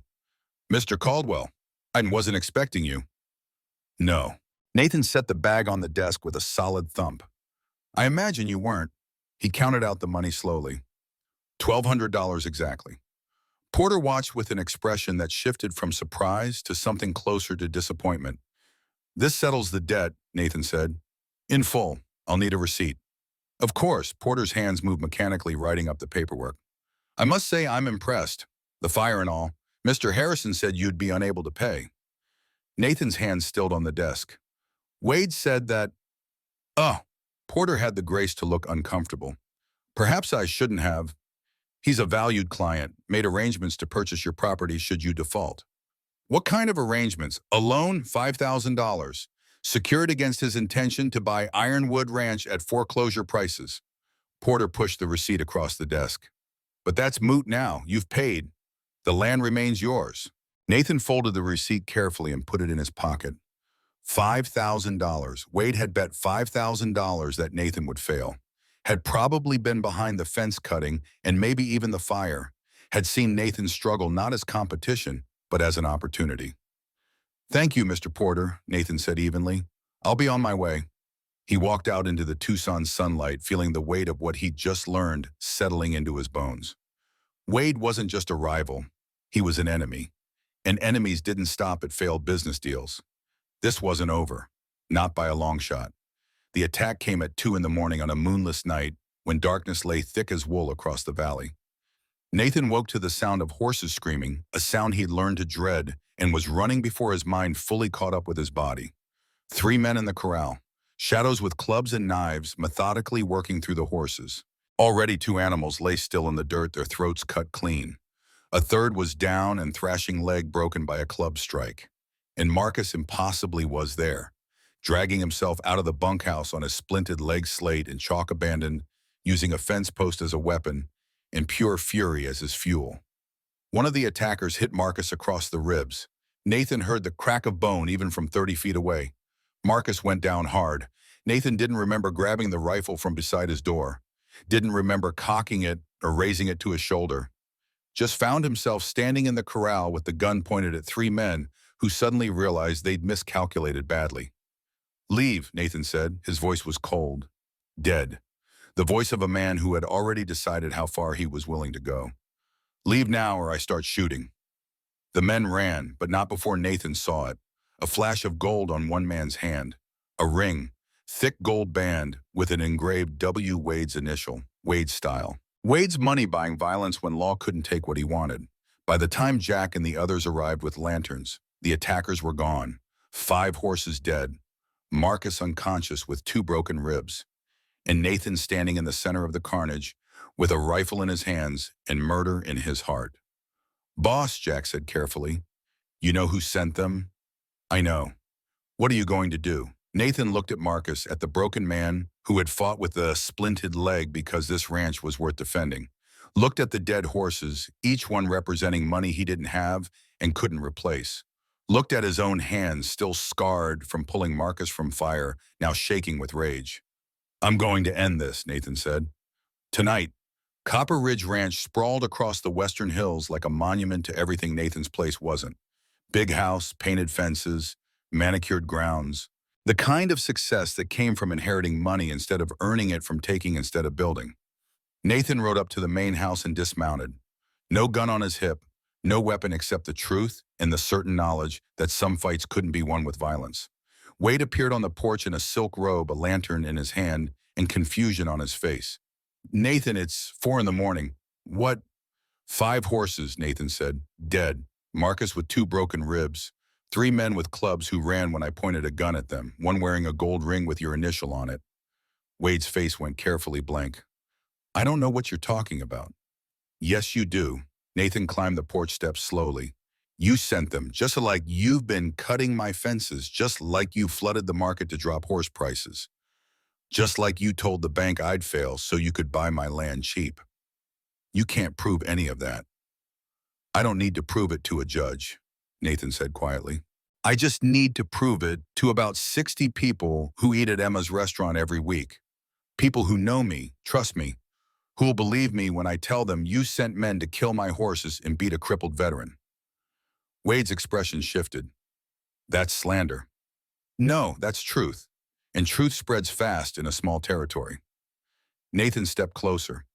"Here's what's going to happen. You're going to pay me $200 for the horses. You're going to apologize to Marcus in writing, and you're going to steep all of it. The sabotage, the market manipulation, the schemes. Or what? Or I tell everyone, not just about the attack, about everything. The bank loan you took betting on my failure, the fence cutting, all of it, and you lose something you can't buy back." "What's that respect?" Nathan said. "You're rich, Wade.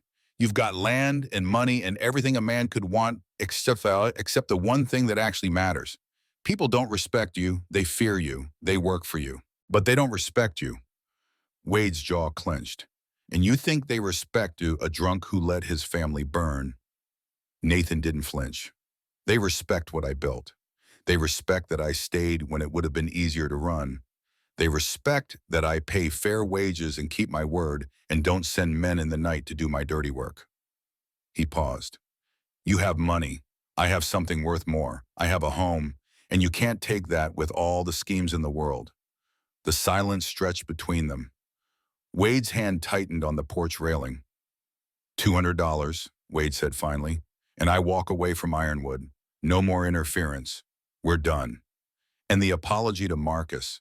Fine, the apology. Wade's smile was bitter. You win, Nathan. Congratulations. You get to keep your dusty piece of nowhere. It's not nowhere, Nathan said. It's home. And that's something you'll never understand. He turned and walked back to his horse, leaving Wade Harrison standing on his expensive porch in his expensive robe, rich as a king, and poor as dirt in all the ways that mattered. February came with cold mornings and the kind of clear light that made the desert look almost gentle. 3 months since the fire. 3 months since the night Nathan had nearly lost everything, and somehow hadn't. The new barn stood solid and strong, built by 15 men, working nights and weekends for nothing but the satisfaction of seeing it finished. Better than the old barn. Stronger. With metal reinforcements Samuel had forged and a design that would withstand anything short of lightning. The sign over the cookhouse read, Mariah's Fire Kitchen, in letters Samuel had cut from sheet metal and Emma had painted bright red. Wednesday, Saturday, Sunday, it was open now, serving meals to anyone who had 50 cents and 2 hours to spare. The crowds had grown, 60 people on a good week, 70 when word got around about Emma's tamales. The money came steady. Not a flood, but a stream. $150 a month after expenses. Enough to rebuild the reserves. Enough to breathe. Samuel had moved from the forge into a small room in the main house. Not Nathan's childhood room, which remained locked and untouched, but a room near the kitchen where the old man could hear the ranch waking up each morning and know he was part of it. They didn't talk much, father and son, but they worked together. Nathan would bring horses that needed shoeing. Samuel would heat the metal and shape it with hands that knew every trick of the trade. And sometimes in the quiet between hammer strikes, Nathan would ask about the old days, about his grandfather, about the family history he'd never known because Samuel had been too drunk to share it. It wasn't forgiveness yet, but it was something, a door opening, a possibility. Marcus had healed enough to walk without the splint, though his leg would never be quite straight again. He'd taken to teaching the younger ranch hands his method of horse training, patient, quiet, based on trust instead of force. The method that worked because Marcus understood what it meant to be broken and slowly made whole. Emma's garden had exploded into life. Chili peppers and cilantro and oregano and thyme and a dozen other herbs she'd coaxed from seeds Marcus gathered on his walks. She talked about expanding, about a greenhouse maybe, about making this ranch not just a place that raised horses, but a place that grew things, that nurtured. Nathan stood on his porch at dawn with his coffee watching the valley come awake and realized something had changed. For 10 years he'd stood here seeing only ghosts. Lily in the kitchen, Thomas in the yard, the house that had burned. Now he saw Samuel at the forge, Emma in the garden, Marcus with the horses, Jack and the men beginning their day. A ranch that was alive not in memory, but in present tense. It was still hard, still hurt. The scars hadn't faded, but they'd become part of him instead of all of him. And that Nathan thought might be what healing actually looked like. Not forgetting, but learning to carry the weight without it crushing you. Nathan found the letter on his desk one morning in early March, written in Marcus's careful block letters on pages torn from his slate notebook. Nathan, I see how you look at Emma. See how she looks at you. I love her too. But she needs more than I can give. Needs words I don't have. Needs a future I can't build. She needs you. Don't let ghosts stop you. Lily would want you happy. I want you happy. Be happy, Marcus. Nathan read it 3 times, then went to find Marcus in the horse barn. The man was working with a young mare, his movements slow and deliberate, his face carefully neutral. You don't have to do this, Nathan said, holding up the letter. Marcus turned, saw what Nathan held, and reached for his slate. Wrote quickly, Yes, I do. She deserves more. You're worth more than you think, brother. Marcus's hands shook as he wrote again. I'm a broken man. Can't speak. Can't be whole. She needs someone who sees her, Nathan interrupted. Someone who appreciates her strength. Someone who'd fight for her. You've done all that. Marcus shook his head hard, wrote with angry strokes. She needs a husband. Father for children. I can't be that. Maybe not, but you'll always be her friend, her brother, and that matters just as much. Marcus looked at Nathan for a long moment, then wrote one final line. Promise me you'll be good to her. I promise, Nathan said, and you'll be at the wedding. Stand beside me, because none of this works without you there. Marcus's eyes filled. He nodded once, unable to write anymore, and turned back to the mare before Nathan could see him cry. Nathan asked Emma to walk with him on a Sunday evening when the restaurant had closed and the last customers had ridden away full and satisfied. He didn't explain where they were going, just offered his hand and led her up the northern hill where he'd stood so many times alone. The view from the tee showed the entire valley. Ironwood Ranch spread out below like a kingdom earned through blood and sweat and stubborn refusal to surrender. The new barn, the cookhouse with its bright sign, the corrals full of horses, the garden Emma had grown from nothing. 10 years ago, I stood here, Nathan said, not looking at Emma, but at the land below. Looked down at ruins, ash and char in the graves of everyone I'd loved. Thought my life was over. Thought I'd spend whatever years I had left just existing, going through motions. Emma was quiet beside him, her hand still in his. I rebuilt the ranch, Nathan continued. Put every board back in place, every fence post, every building, but I didn't rebuild myself. Just made a shell that looked like a man and called it enough. Nathan, let me finish. He finally turned to face her. You came here with nothing. Cast iron pan in a bag of spices and determination made of something stronger than steel. And you didn't just cook food, you built community, built family, built something that made this place feel alive instead of like a monument to the dead. Emma's eyes were bright in the fading light.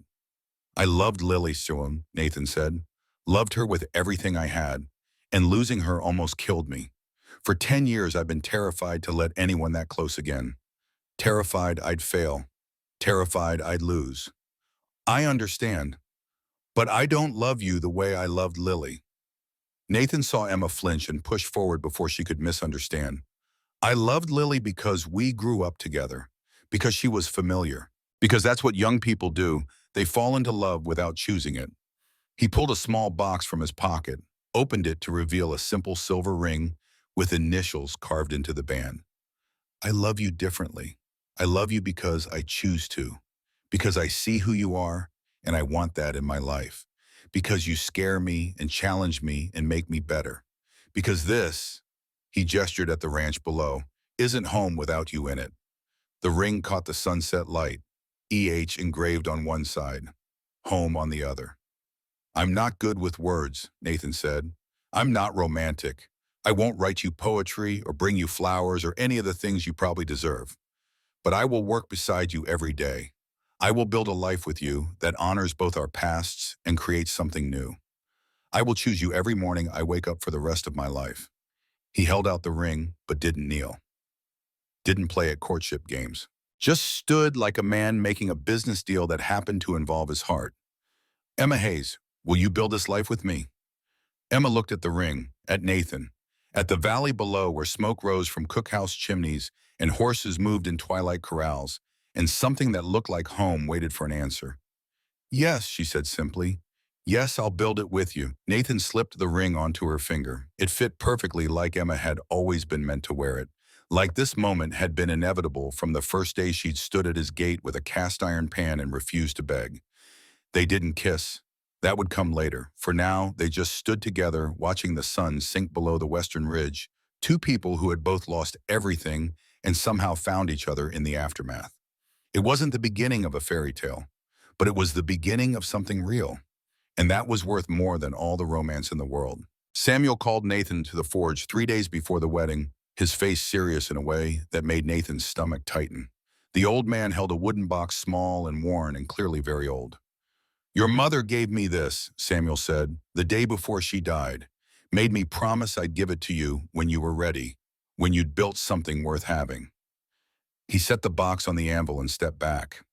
Nathan opened it slowly. Inside, wrapped in oilcloth, lay a woman's ring. Gold band with a small diamond.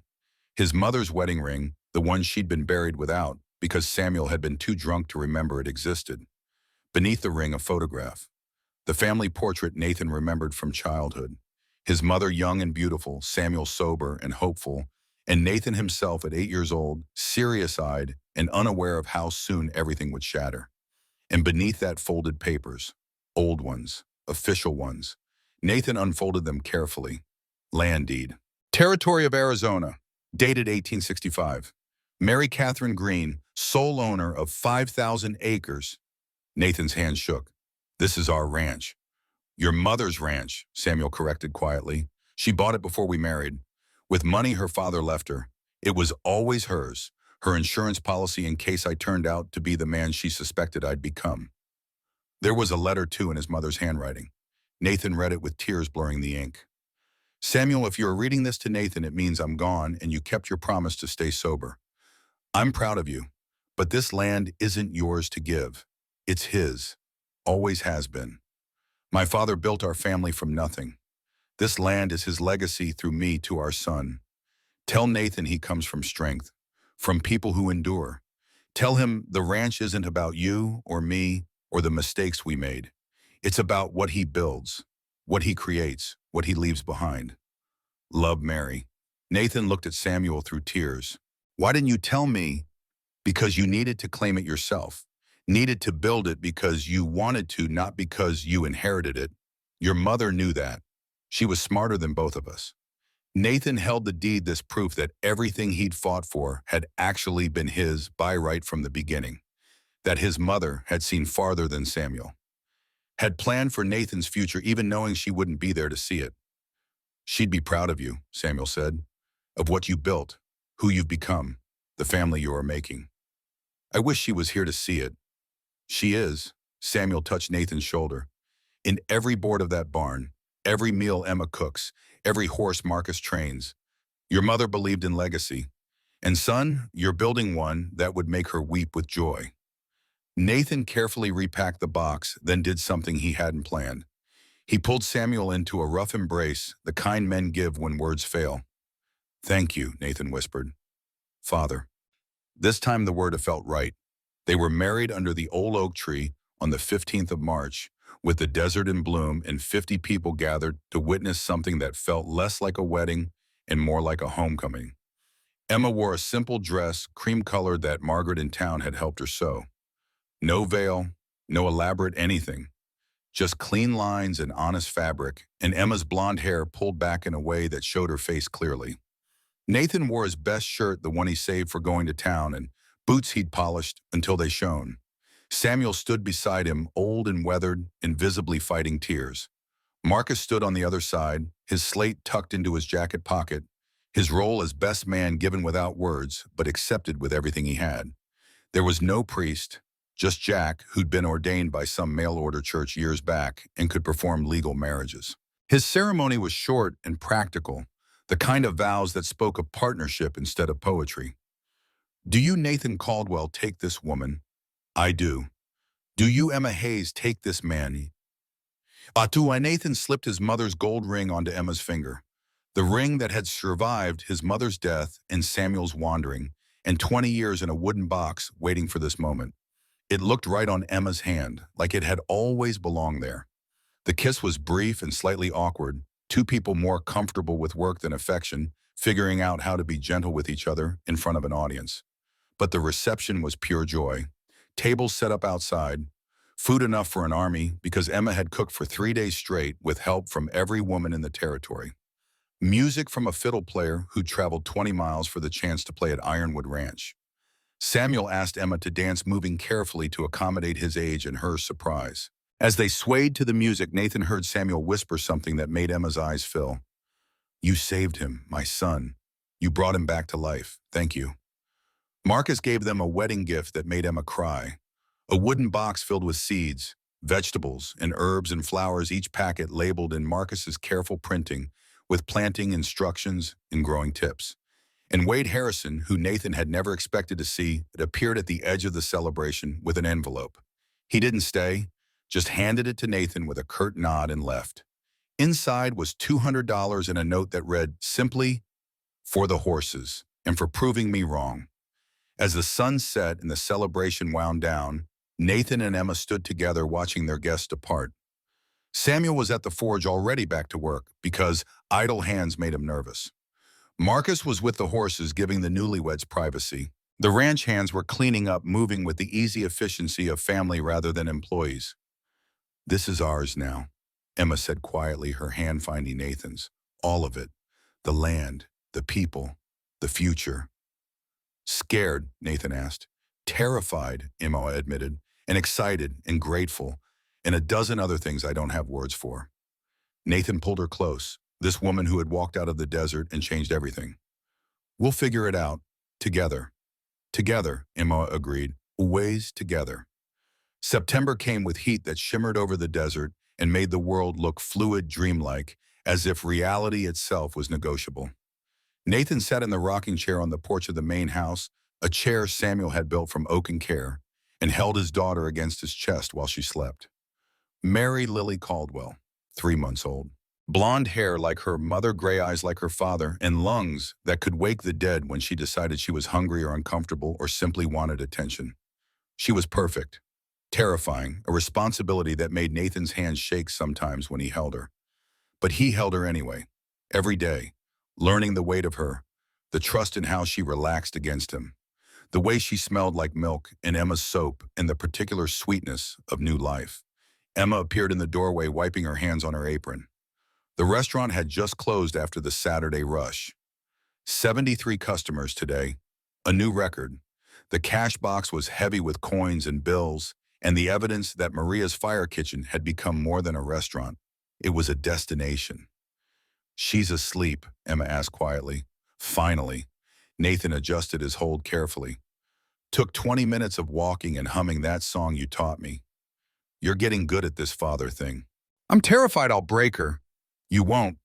Emma sat in the chair beside him, her own exhaustion visible in the lines around her eyes. You're gentle when it matters, strong when she needs it, same as you are with everything. In the distance, Marcus walked past leading a young horse. His limp was permanent now, would never fully heal, but he'd adapted. Had become famous in the territory for his training methods. People brought horses from 3 counties over for Marcus to work his quiet magic. Emma waved. Marcus smiled and waved back, then continued on. He'd moved into a small cabin on the north edge of the property, built it himself with help from the ranch hands. His independence mattered to him. But he came to the main house for dinner every night, sat at Emma's table, and ate her food, and used his slate to contribute to conversations about ranch business and current events and all the daily commerce of family life. In the forge visible through the open door, Samuel worked on a piece of iron, shaping it with hammer strikes that rang across the yard in steady rhythm. He was making a cradle, had been working on it for 2 months, fashioning iron scrollwork so delicate it looked like lace-made metal, for his granddaughter, for the legacy he'd failed to build with Nathan, but was determined to be part of now. The ranch was thriving, 100 horses in the corrals now, breeding program that Samuel had helped Nathan develop using bloodlines and careful record keeping, income averaging $400 a month between horse sales and restaurant profits, enough to save, enough to expand, enough to breathe without constantly checking the account ledgers. But more than the money, the ranch felt alive, felt inhabited by more than ghosts. The bunkhouse held 15 men who worked hard and ate well and called this place home. The cookhouse served hundreds every week. The barn held horses that were trained with patience instead of broken with force. The garden Emma had started had spread to nearly an acre, producing vegetables and herbs that supplied the restaurant and got sold in town. And the sign over the gate, newly installed last month, told the story in iron letters Samuel had forged and Emma had painted. Ironwood Ranch and Maria's Fire, Esther, 1875, rebuilt, 1886. Nathan had protested the date. Should just say established 1886, he'd argued. That's when we really started. But Emma had been firm. No, you honor what came before. Lily built this ranch with you. Your mother gave you this land. The fire didn't erase that. It refined it. So the sign stayed, acknowledging the past, claiming the future, bridging the gap between who Nathan had been and who he was becoming. Mary stirred against his chest, made a small sound, settled back into sleep. Nathan looked down at her tiny face, this new life that depended on him completely, and felt the weight of it settle into his bones. 10 years ago, he'd stood at 2 graves and promised to build something that mattered. Promised to honor Lily and Thomas through work and sweat and stubborn refusal to quit. He'd kept that promise. But somewhere along the way, it had transformed into something larger. Not just building, creating. Not just surviving, thriving. Not just honoring the dead, living for the living. Emma reached over and took his free hand. Her skin was rough from work scarred from burns and cuts, and the thousand small injuries that came with feeding scores of people every week. But her grip was strong, sure, the grip of someone who'd walked through hell and come out fighting. "What are you thinking?" she asked. Nathan looked at her, at their daughter, at the ranch spread out below them, at Samuel in the forge, and Marcus with the horses, and all the pieces of this complicated family they'd assembled from broken parts. "I'm thinking about fire," he said, "how it destroys, but also how it purifies, refines, makes steel stronger, makes gold pure, makes men face what they're really made of." Emma waited, knowing there was more. 10 years I thought the fire took everything," Nathan continued. "Thought it left me with nothing but ash and guilt and memories that would never let me go. But maybe," he paused, searching for words, "maybe the fire didn't take, maybe it gave, burned away everything weak, everything false, everything I was hiding behind, and left only what was real." "And what was real?" Emma asked softly. "Strength I didn't know I had, capacity to build, capacity to let people in, capacity to love again differently, but just as deep." Nathan squeezed her hand. "The man who lost Lily couldn't have built this. He was too afraid, too controlled by fear. The fire killed him, and someone else rose from the ashes. Someone better. Someone real," Nathan said. "Someone worthy of this, of you, of her." He looked down at Mary. "Someone who can be a father without being terrified every second that he'll fail." Emma leaned her head against his shoulder. They sat in comfortable silence while the sun sank lower and the desert began its transformation from furnace to icebox, the temperature dropping 20 degrees in an hour. This was peace, Nathan thought. Not the absence of struggle, but the presence of purpose. Not forgetting the past, but letting it become foundation instead of prison. Lily and Thomas were still gone. That pain would never fully heal. But they'd become part of a larger story now. The story of a man who lost everything and built it again. Who faced his demons and won. Who learned that love didn't replace love, but added to it, made the heart bigger instead of trying to fill an unfillable hole. The ranch was his legacy. But more than land and buildings and horses, it was this. Family, messy and complicated, and made from broken people who'd somehow found wholeness in each other. That's what he'd leave to Mary, not property, but proof that rising from ashes was possible, that redemption was real, that the past didn't have to dictate the future, and that love, even when it came late, even when it was hard, won, even when it was built on the ruins of everything that came before, was still love, still worth fighting for, still worth everything. The Ironwood Ranch remained in the Caldwell family for 3 generations, passed from Nathan to Mary to her children, finally closing in 1945 when the last Caldwell heir moved to California and sold the land to the government for a military training facility. Maria's Fire Kitchen operated until 1960, becoming one of the most famous restaurants in southern Arizona. Emma's original recipes, including her famous tamales in Chile, Colorado, are preserved in the Arizona Historical Society archives in Tucson. The grave of Samuel Green lies next to Nathan and Emma Caldwell in the cemetery outside Tucson. The epitaph reads, "Father Smithy, redeemed." And somewhere in the desert, if you know where to look, you can still find the stone foundations of the barn Nathan built after the fire. The barn that stood for 60 years. The barn that proved fire could destroy but couldn't defeat. The barn that became a legacy.